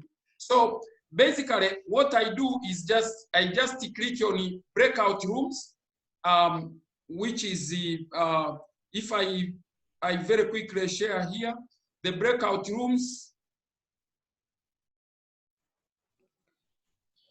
The breakout rooms, it is just in the breakout rooms. It is right here. So if I go there, then in that screen, we can be able to see in the document that you'll be able to see this kind of thing. Let's see the specific video. So the breakout room is able to split into the different groups. But what I want to show you here is that when you are creating the groups, you can, these are different steps that they are showing how to create the breakout rooms. But in this case, specifically ourselves here, to break out to the rooms, it is just, there is a menu which is, there is a menu in the menu, there is a place which is indicating breakout rooms. You just click there. Once you click there, of course you can't see from there, but once you click there, it will tell you number of participants that you are having, that you are able to click them in the groups. In this case, it is indicating that we are having 61 participants, but we are having 61, but one is me. I don't have to go into the groups. So the groups that will be created is for 60 people. So now let us create the group of how many? Maybe 10, is that okay? 10 per group, right? So let us create 10 per group, therefore we create 60 groups. So in that case, we are creating 60 groups. So now creating groups, you have there in the computer, it is showing, you will test it later on when you are becoming the host. It will be saying it can be done automatically or it can be done manually. Automatically, it is like when you tell the people, say 1, 2, 3, 4, etc. But if you have groups already, etc., you can do it manually, putting Gatuni and Yusuf in one place, Miraji and Michael in one place, etc. But now let us do it automatically. So you put the groups you are saying, they are supposed to be 6 groups, which means each one will be having 10. So and the next thing, very simple, it will tell you the computer now is telling me, each group will have 10 participants. When I create now I've created, you cannot see it there. So now it has created 60 groups of 10 people. For example, the first group, there is Azizi Kagugu, and it is ending with Zamzam. The second with Sasi, Akinye Sasi, ending with Zerda. The other one with Betty Mtambo, Margaret Tibenda, and many other. The fourth, Asia Namamba, together with Sai and many others. The fifth, Professor Ngaruko,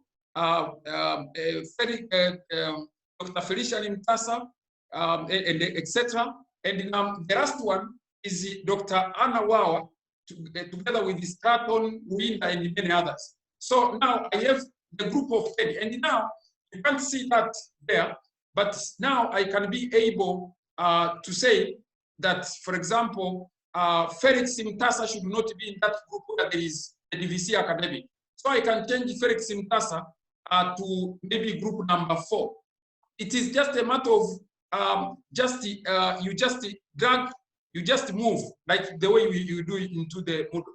Move into, then it will ask you which group, maybe group 4. So I've changed Mutasa, Dr. Mutasa to group 4, for example. So you can do those kind of things. But in this case,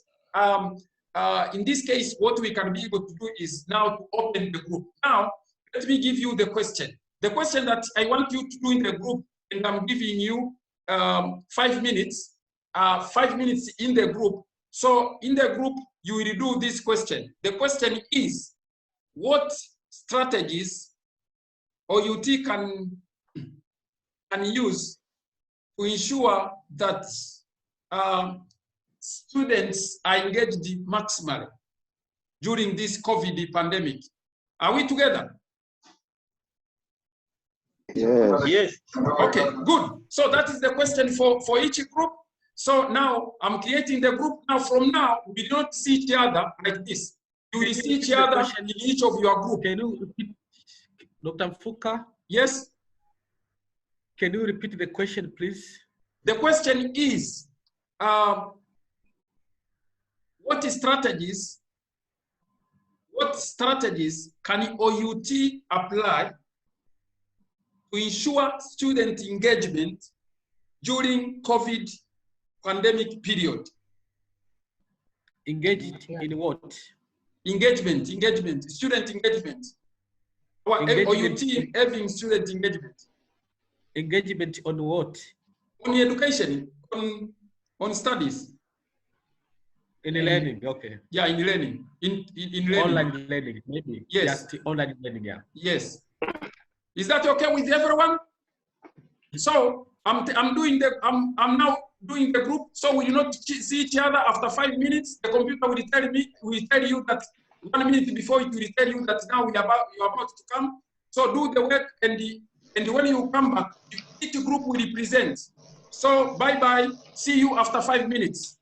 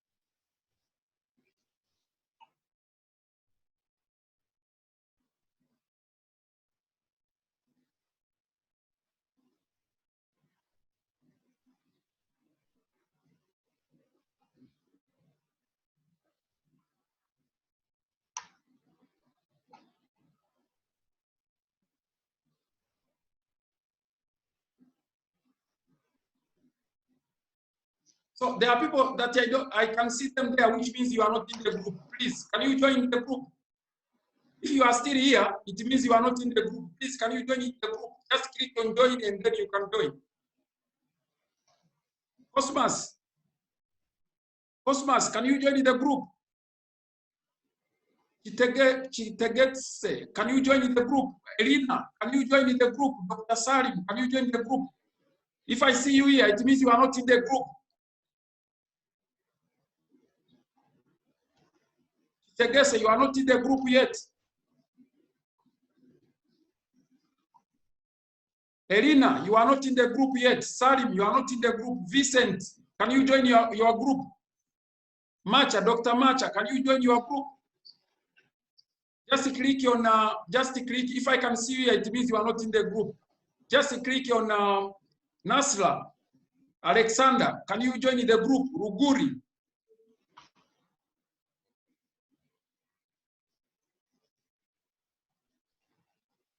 Just click on join and you join any group there. Asia, just join your group. Rambet, just join your group, please.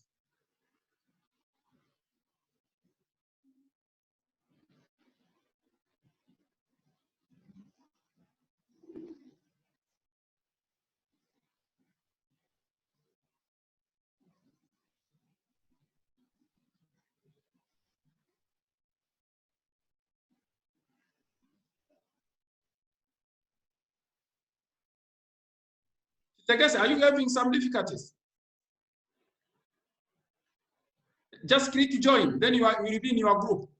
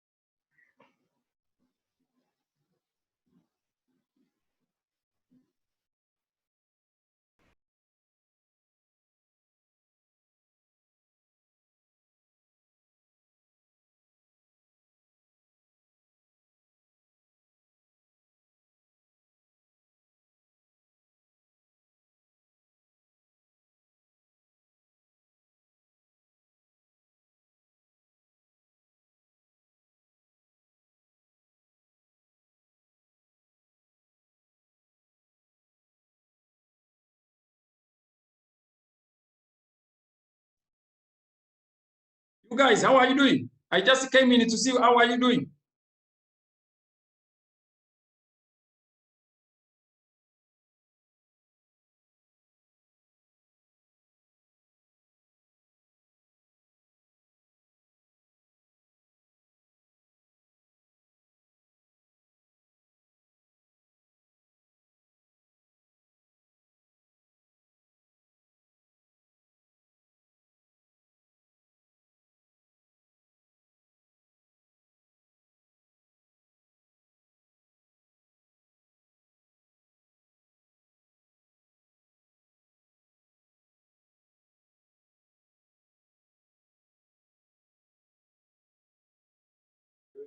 Yeah. Okay, so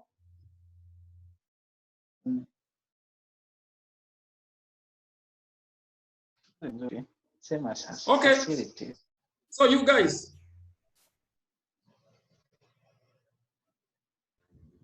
We can hear you, Dr. Okay, so you are back. Everyone is back, right? We can. Yes. Yes, we are back. So, okay, good. We are almost 60. Okay, so congratulations for going to the group and coming back from the group. So how do you feel now after going to the group and coming back to the main session? Good experience. Okay, good. So we feel we have learned something new. Okay, that's very good. I can see you are also at the beach. You are talking from beach, right? The beach. The time was too Yes. The time was too short. Okay, that's very nice. That's very nice. Okay, so now let us. Time has gone, so let us very quickly, like less than a minute. Group number 1, can you present the outcome of your group discussion? Group number 1. Mention them. Yes, please. You are welcome.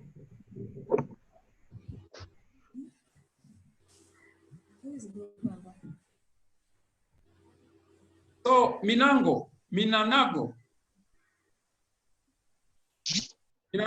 you missed that, right? So we'll come back to you later on. Okay, so group number 1. Who is presenting group number 1? Very quickly, half a minute. I guess we have forgotten our group numbers. Okay, maybe you are group number 1. Am I right? Yeah, please present. You are welcome. Yes. Yes. In our group, we discussed that. First of all, we need to orient our students on how to use technology in learning so that to clear the phobia that they have about technology. And this also should go hand in hand, like what we are doing to staff also, so that they'll be also much familiar and they'll practice how to use technology to teach students. And then we can also use Zoom. Apart from Zoom, we can also use WhatsApp. We can use text messages or even mobile phone call to orient to alert our students whenever you have posted something in the whatever kind of web conferencing tool that you are using. Good. Yes, so, in short. Okay. In short, I think. Yeah. In addition, you had something else in there. Yeah, please. Yes. You are welcome. Yes. In addition, lecturers should be very smart in responding to the queries of students, because when we don't respond, we let them down and let them quit. Yes. That's good. Thank you very much. Can we clap for the group, please? Everyone can clap. They have forgotten. Remember, you can do this. You can clap by doing this. Yeah, good. So can you put this, if you are clapping? Can you put this? Yes, we saw you clapping for us. Thank you. Okay. Next group.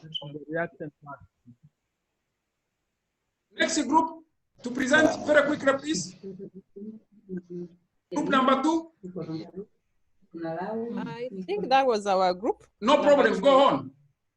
Yes. Okay. So apart from what the number 1 have presented, we also talk about encouraging. Akinyi Sasi, can't we see you? When you are speaking, can we see you as well? Okay, fine.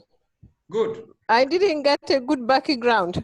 Not necessarily. We can see you as it is, as you are. Okay, fine. Yeah, we can see you now. Yeah, you are greater. You are greater than the background.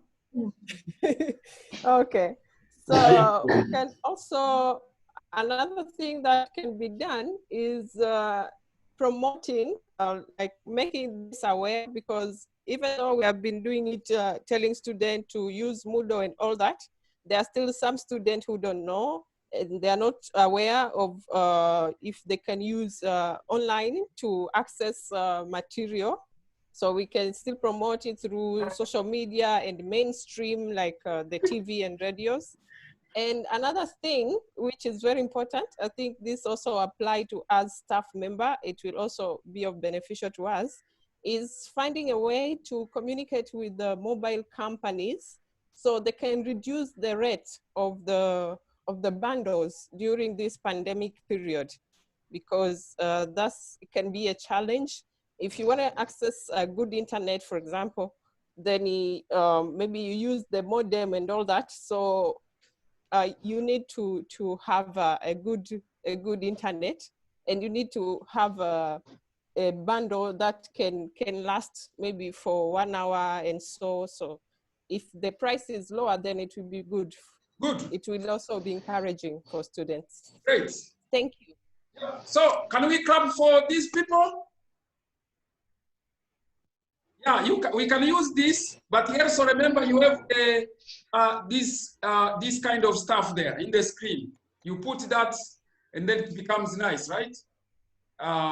Good, so very nice. What about next group number 3? Very quickly. Yeah, in addition to what has been said by the former speakers, you're welcome. I'm going to repeat. One is finding ways to motivate the students and staff. 2, to make sure that or find ways in which the offline learning materials can be available to students. If they're outside the network, then they will be able to follow when they're outside the network. And 3, to make sure that our systems are accessible for 24 hours. Thank you. Okay, thank you very much. So can we clap for this group? Can we clap using technology, a combination of technology and hands? Good. The fourth one, the fourth group. Thank you. I just a group. We have been by the. Where are you? We can't see you. Where are you? I have the speaker view. This is the speaker view. Anyone who is speaking will be able to see him or her here. Can't see you here. Oh. Where are you? But I can see you. But I can see you. Yeah, that's good. But okay. Yeah, you can go on. Can you see me now? Yeah, now yes. Okay. Okay. I said that we have been preempted by the previous group, but no problem. Just say the remaining. The insistence was on comprehensive student orientation on e-learning technology and information, and the essence is that we should not hit the students at the back. We should go on the first to first, like in boxing. And the second one was... No, you say what? No, the first one is what? In boxing? Comprehensive student orientation okay. on e-learning technology and examination undertakings. Okay. And the second one was on having all the contacts of all students to get them linked to WhatsApp group, Zoom, Skype, and this should be the task of the Directorate of Undergraduate Studies. And so the director should be reminded to capture all these contacts to ensure that the students can be easily linked to those multimedia learning technologies. Thank you. Okay, thank you very much. So we thank very much for that group. Can we clap for them?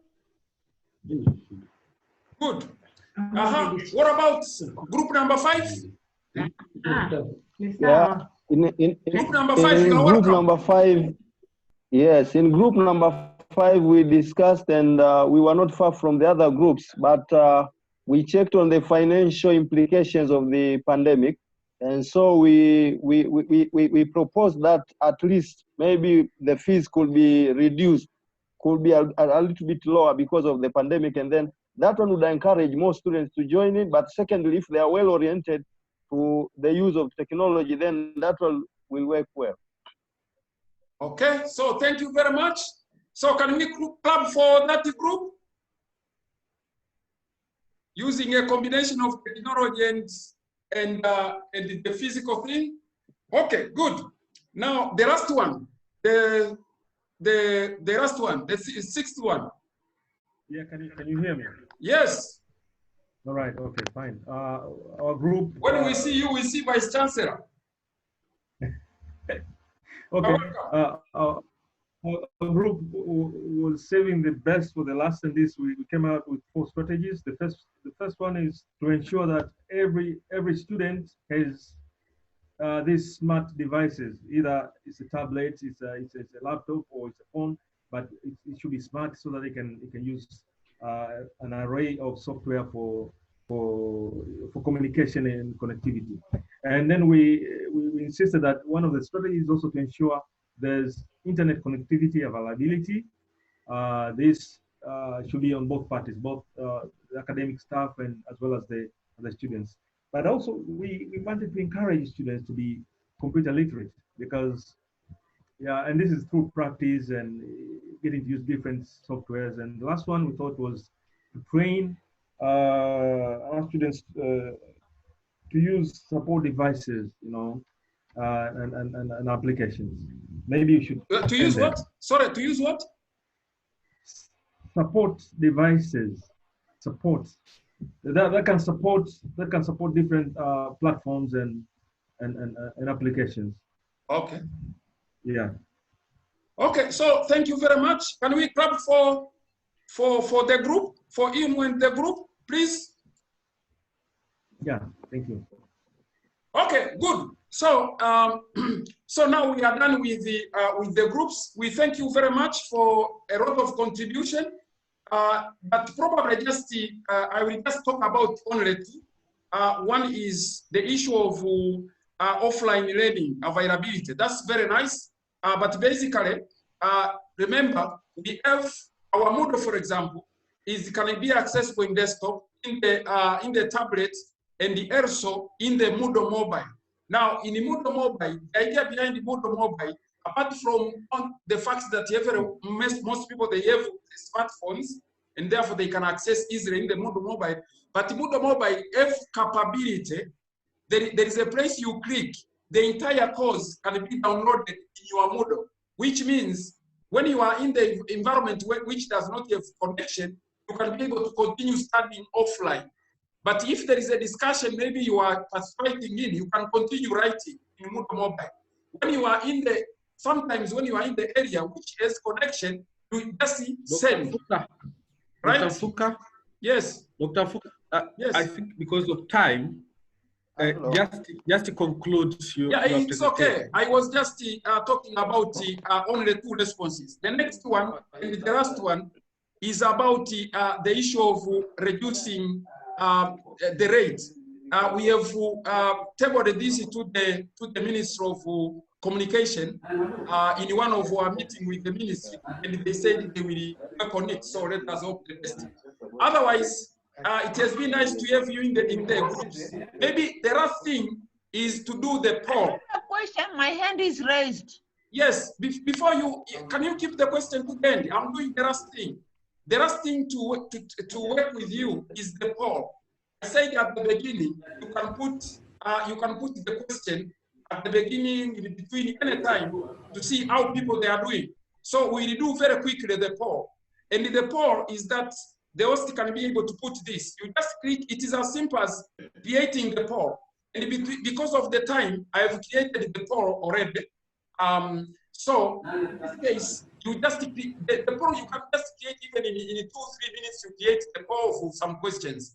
So in this case, I've created the poll, and you can create yourself very easy. There is a place to write the question, and there is a place to write the possible answers, like in the way we do it in Moodle. So now you don't see it now. Now I'm launching it so that you can be able to see it. So the issue will be you will respond to the questions that are there. So I have launched it. I hope you can see it now, right? Can you see it? There are those people who are talking, please. Can you let me mute everyone? Yeah.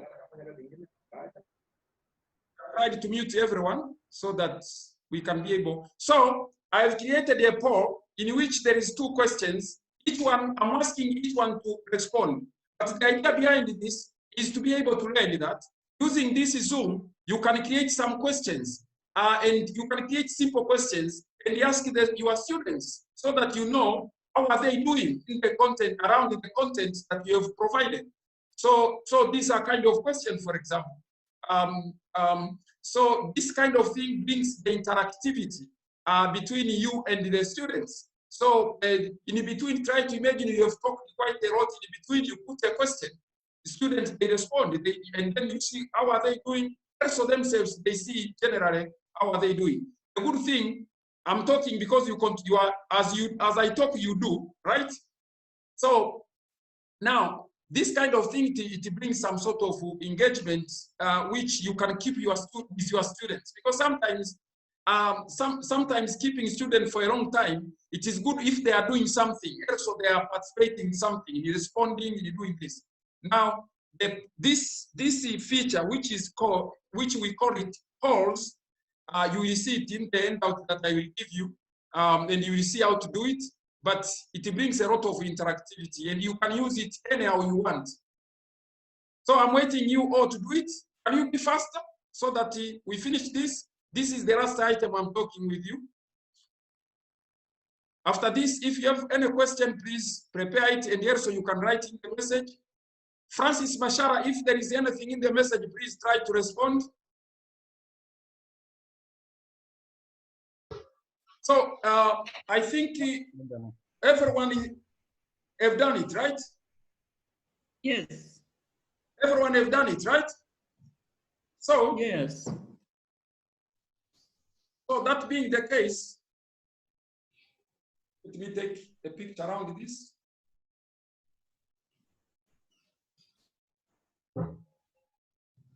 Okay, so now you can't see anything. You have done it. So myself, as a host, as a teacher, as a facilitator, I can see what is happening. As you respond, the computer is doing, Zoom is doing everything, is calculating the percentage for each, but I can see people, they are still doing it. I can see the percentage increasing in different areas. But once this is done, I can now let you, I can share to you. Now, what I said at the beginning, I might not want to share with you. I can just give you a question, you give me this, I keep it, so that I can measure what did you know at the beginning, and probably after teaching, what I can put again in the same question and ask you, and that's where I can share. Or if it's a question like this one, this kind of question that I put here, I can just do it straight away. Okay. Okay. So in this case, basically, the way to do it, before I share it to you, the results, or maybe I share it to you, the results. So this is the results. You just click, there is no match here. So now there is two things. You can share the results, or you can relaunch the polling. Maybe the results are not too, you see that there is some problem, you can relaunch so that you do it again, or you can share the results. So I'm sharing the results now. So can you see the results? Yes.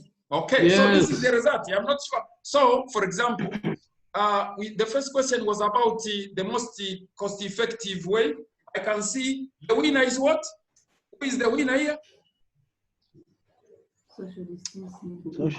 Social distancing, right? According to you guys, about 58. So that's what you have indicated. Of course, it is very closer to washing hands with the running water, right? While it seems use of sanitizer has been very, very little. But the second one, which country, you can see most people, they have indicated that is what? USA. USA, right? Okay, so those kind of things. Now, this is just an example, but try to imagine when you are teaching, try to imagine what kind of question that you can quickly ask, and try to imagine the way you can get the feeling very quickly. Within 5 minutes, you have a feeling that you wanted to have.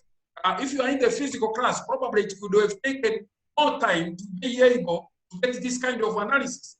But here, you can be able to get them very quickly and then have an idea, move on. As you teach, have this into consideration.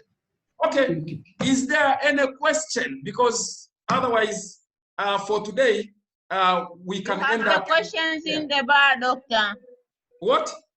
This is You very have good. the questions there. If you look at the bar for the question, where we have the chat. What is the question? Ah, okay, okay. I did not. Are you Fauzia? Understand how to make the break? The breakout rooms. Very useful, but we need. Okay. The way to work to do the breakout rooms. Basically, there is a video and there is a place where it is written very well how to make the breakout rooms. But basically, you just click on. It's not difficult. You click on breakout rooms.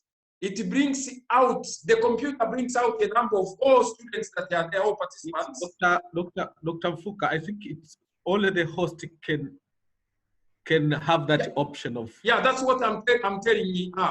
So it is first of all, it is the host who can do that. But the second, it is very simple.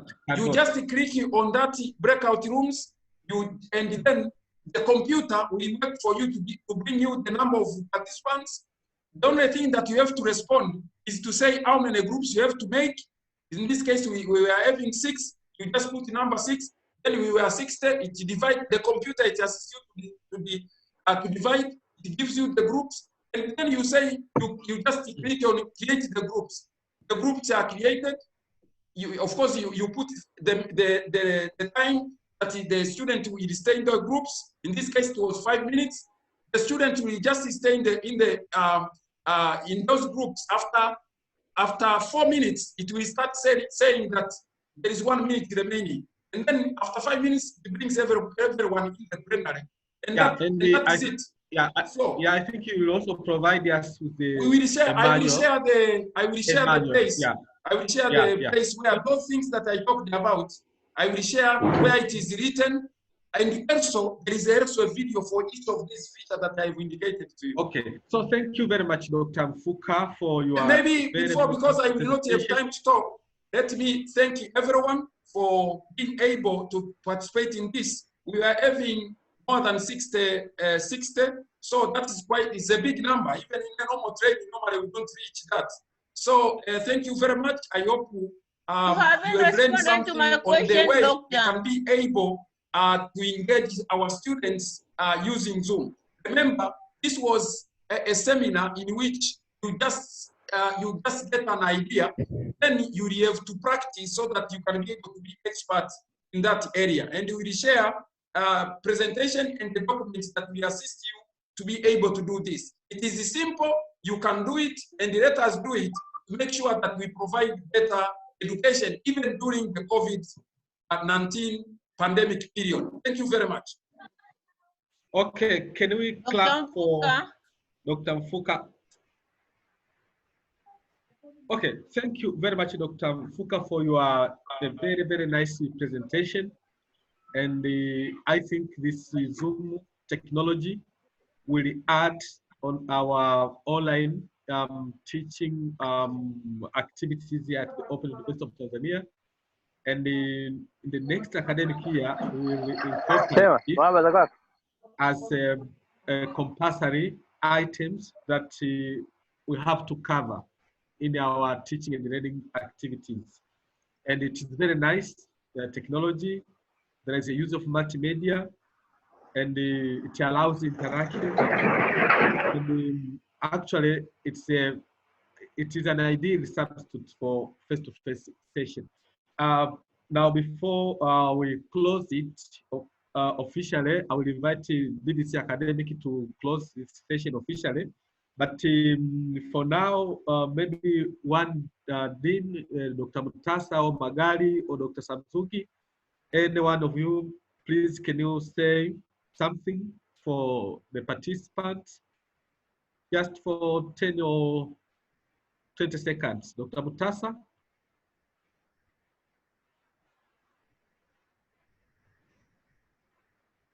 Dr. Magali?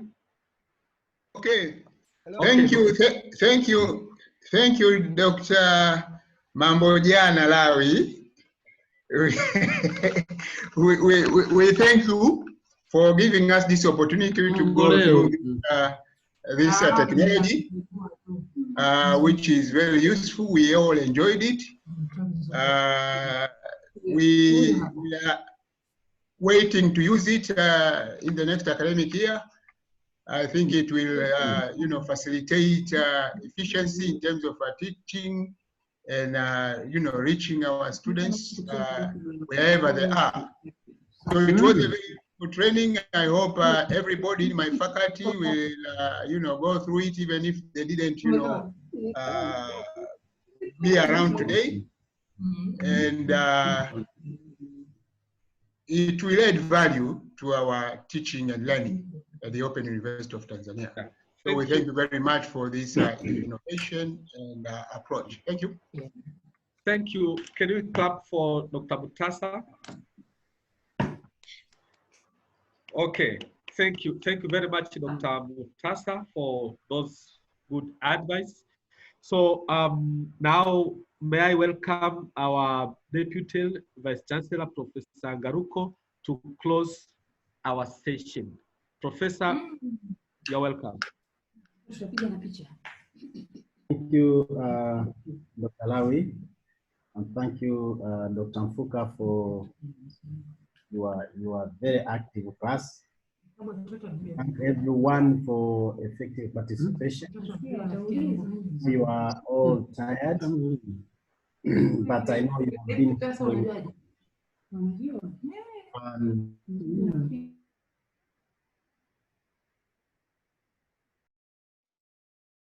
Professor, unmute. I was muting everyone else. Unmute, Professor. Oh, you muted me. Sorry, I was muting everyone because I was hearing some people. Right. I was just thanking Dr. Lawi and yourself and everyone for active participation. And I would also like to thank everyone who has sent me and my colleague, Professor Oreku, congratulatory messages. Maybe this is an opportunity I should also use to thank you so much, because you enabled me complete my 4-year term. And if they were not very useful years, then maybe I will not get the appointment. So I know it's because of you being resilient in adopting new ideas and sometimes ideas that are very hard to adapt. But I just wanted to comment on one thing before we close completely, that we need to complement our Moodle platform with assistive technologies. We understand that other universities are starting their Moodle platforms, but they are starting with Zoom. We started 10 years ago without Zoom, without Skype. But they are starting next week. They are starting teaching using Moodle platform plus Zoom. So you can see the online lectures will not be as new as we had before. So most of the universities are using our experience, the mistakes we have made, things we have taken for granted. They are taking them seriously.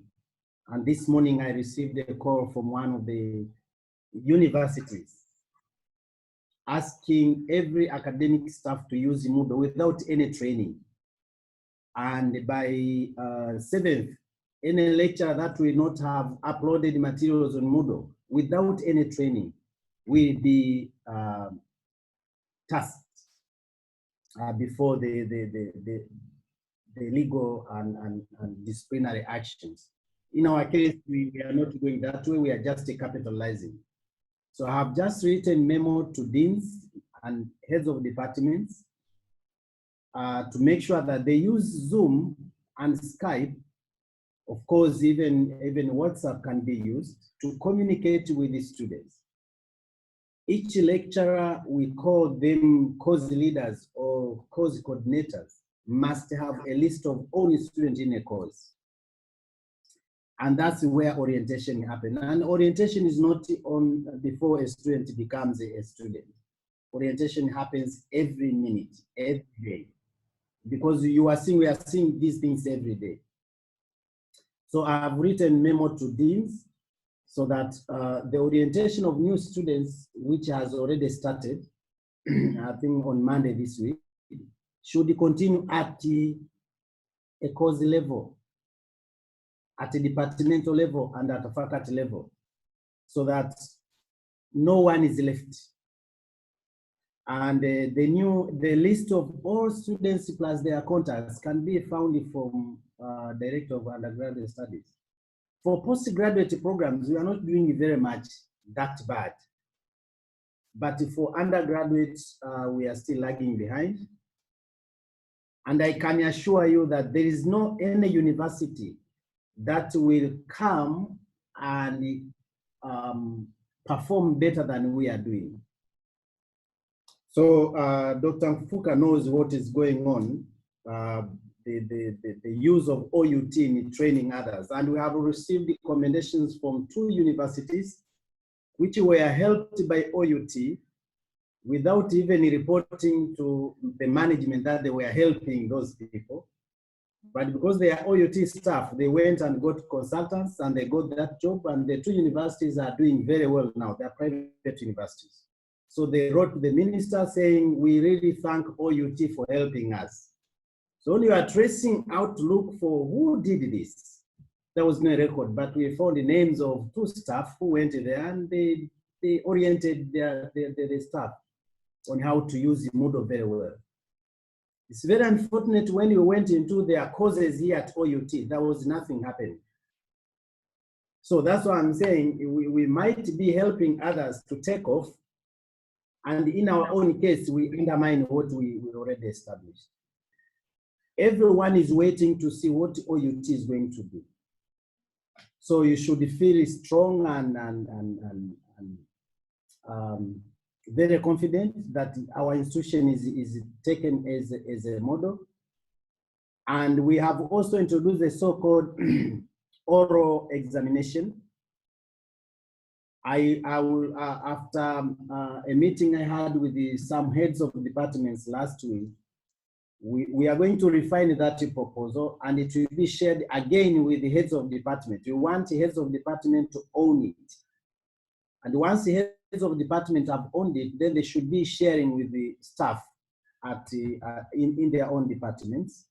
This is before we take this proposal to the Senate. We won't implement anything called the oral examination unless Senate and TCU have vetted the process. But we have taken examples from other universities, and as usual, OUT will normally blend the mistakes of others. Just as these other universities in Tanzania are taking our mistakes aside and take the good things. So we have blended, and we have got a very good way of assessing that takes into assessing competence rather than assessing individual recording of text. So online teaching should continue, and I thank Dr. Lawi for starting up online lectures. But this one you have seen, at every knowledge area, you can have just 1 hour talk to your students through Zoom. And there is a free Zoom, I think Dr. Mfuka has said it. Free Zoom you can get for 40 minutes. After 40 minutes, it breaks up, you start a new class, but it takes about 1 minute in connection. So we are going to have oral examinations through Zoom. 2 lecturers, one could be in Pemba, another one in Musoma, a student in Dodoma. And they will be assessing a student under coordination of course leader. So with those closing remarks, I really thank you very, very much for your active participation. And today's session was even more active than the previous one. So as time goes by, the activity increases. So we want this same orientation to be done by heads of departments to their faculty members, to their departmental members. So we want deans to be talking to staff at any moment like this. Dr. Mfuka has talked about buying Zoom for education for about around $1,800. Yes. Yeah, for 20 hosts. For 20 hosts, which each faculty like FDM are capable of buying. This is about 3 million. It's about 3-4 million. So each faculty can buy own session where you don't have limitation of 40 minutes anymore. Yes. So I expect now to see if a faculty is so wide, then each department may have its own session, its own license. So let us use this activate to activate others. When the ministry or the national officials want OUT to help, each staff of OUT is an expert. So don't be surprised when we just tell you that, please, can you go to Mzumbe University and offer how to teach online? So you should get prepared. Some of these things you have to capture yourself. You don't have to be told. I started using Zoom without any orientation, and you can see it's very easy. So I wish you all the best, and God bless you. Keep on taking care of COVID-19. It is still a threat, but don't fear it. Just keep on working and read the literature. If you keep yourself sleeping inside, you will kill yourself before time. Just go outside and mingle. Only that you have to make sure that you protect yourself. I wish you all the best, and God bless you. Thank you very much, Professor. We clap for him. Yeah, you can use technology as well to clap. Yeah. Now we have a group photo, remember? Now it is time for group photo. So I'm putting the gallery view for the group photo. Now I'm putting the gallery view for group photo. So, for example, Ruinda, can you bring up your video, please? And can everyone put up the video? Can everyone put up the video, please? I can see, who is that? Let us say, can everyone put the video? Let me see. Okay, Risakaf, for example, can you put up the video? Although already you have a nice picture there. Seremi Mnyanyi. Okay, so we are going to put up this. Normally, basically, the screen can, Zoom can be able to put 49 participants in one screen. When that is full, then it puts in the next screen. So we are going to have the group picture, right? Zoom-based group picture with the newly appointed Deputy Vice Chancellor. Okay, so I'm taking the picture. Can everyone be all right? So, Masaru, the background you have put, it is actually overtaking you. You see more background than yourself. So you can so that you don't miss someone from Arusha. You can even take it out. Be yourself. Okay. So I'm taking. So Masaru, can you do first? Yeah. And where is the pilot? Where is Dr. Chadagi, who was our pilot today? Because we are missing plane. We used to travel. We are missing plane, but at least we're having a pilot today. Okay, so I'm taking group photos. So cheers, guys. Cheers for online learning. Cheers. And so I'm going to the next screen because there is 2 screens because we are more than 49. And here also I can see several people. Very good. Tonya, so where are you? Where are you now, Tonya? Dr. Tonya. Okay, so Dr. Magari, are you all right? Okay, good. Now we have group photo ready. Dr. Rao will share, just a moment. Let me also take from screenshot point of view. Yes. Yeah, so that's very good. Okay, so we are good to go. May God bless you all. Yeah. As we go into online environment. Bye-bye, everyone. Bye-bye. Thank you. Bye.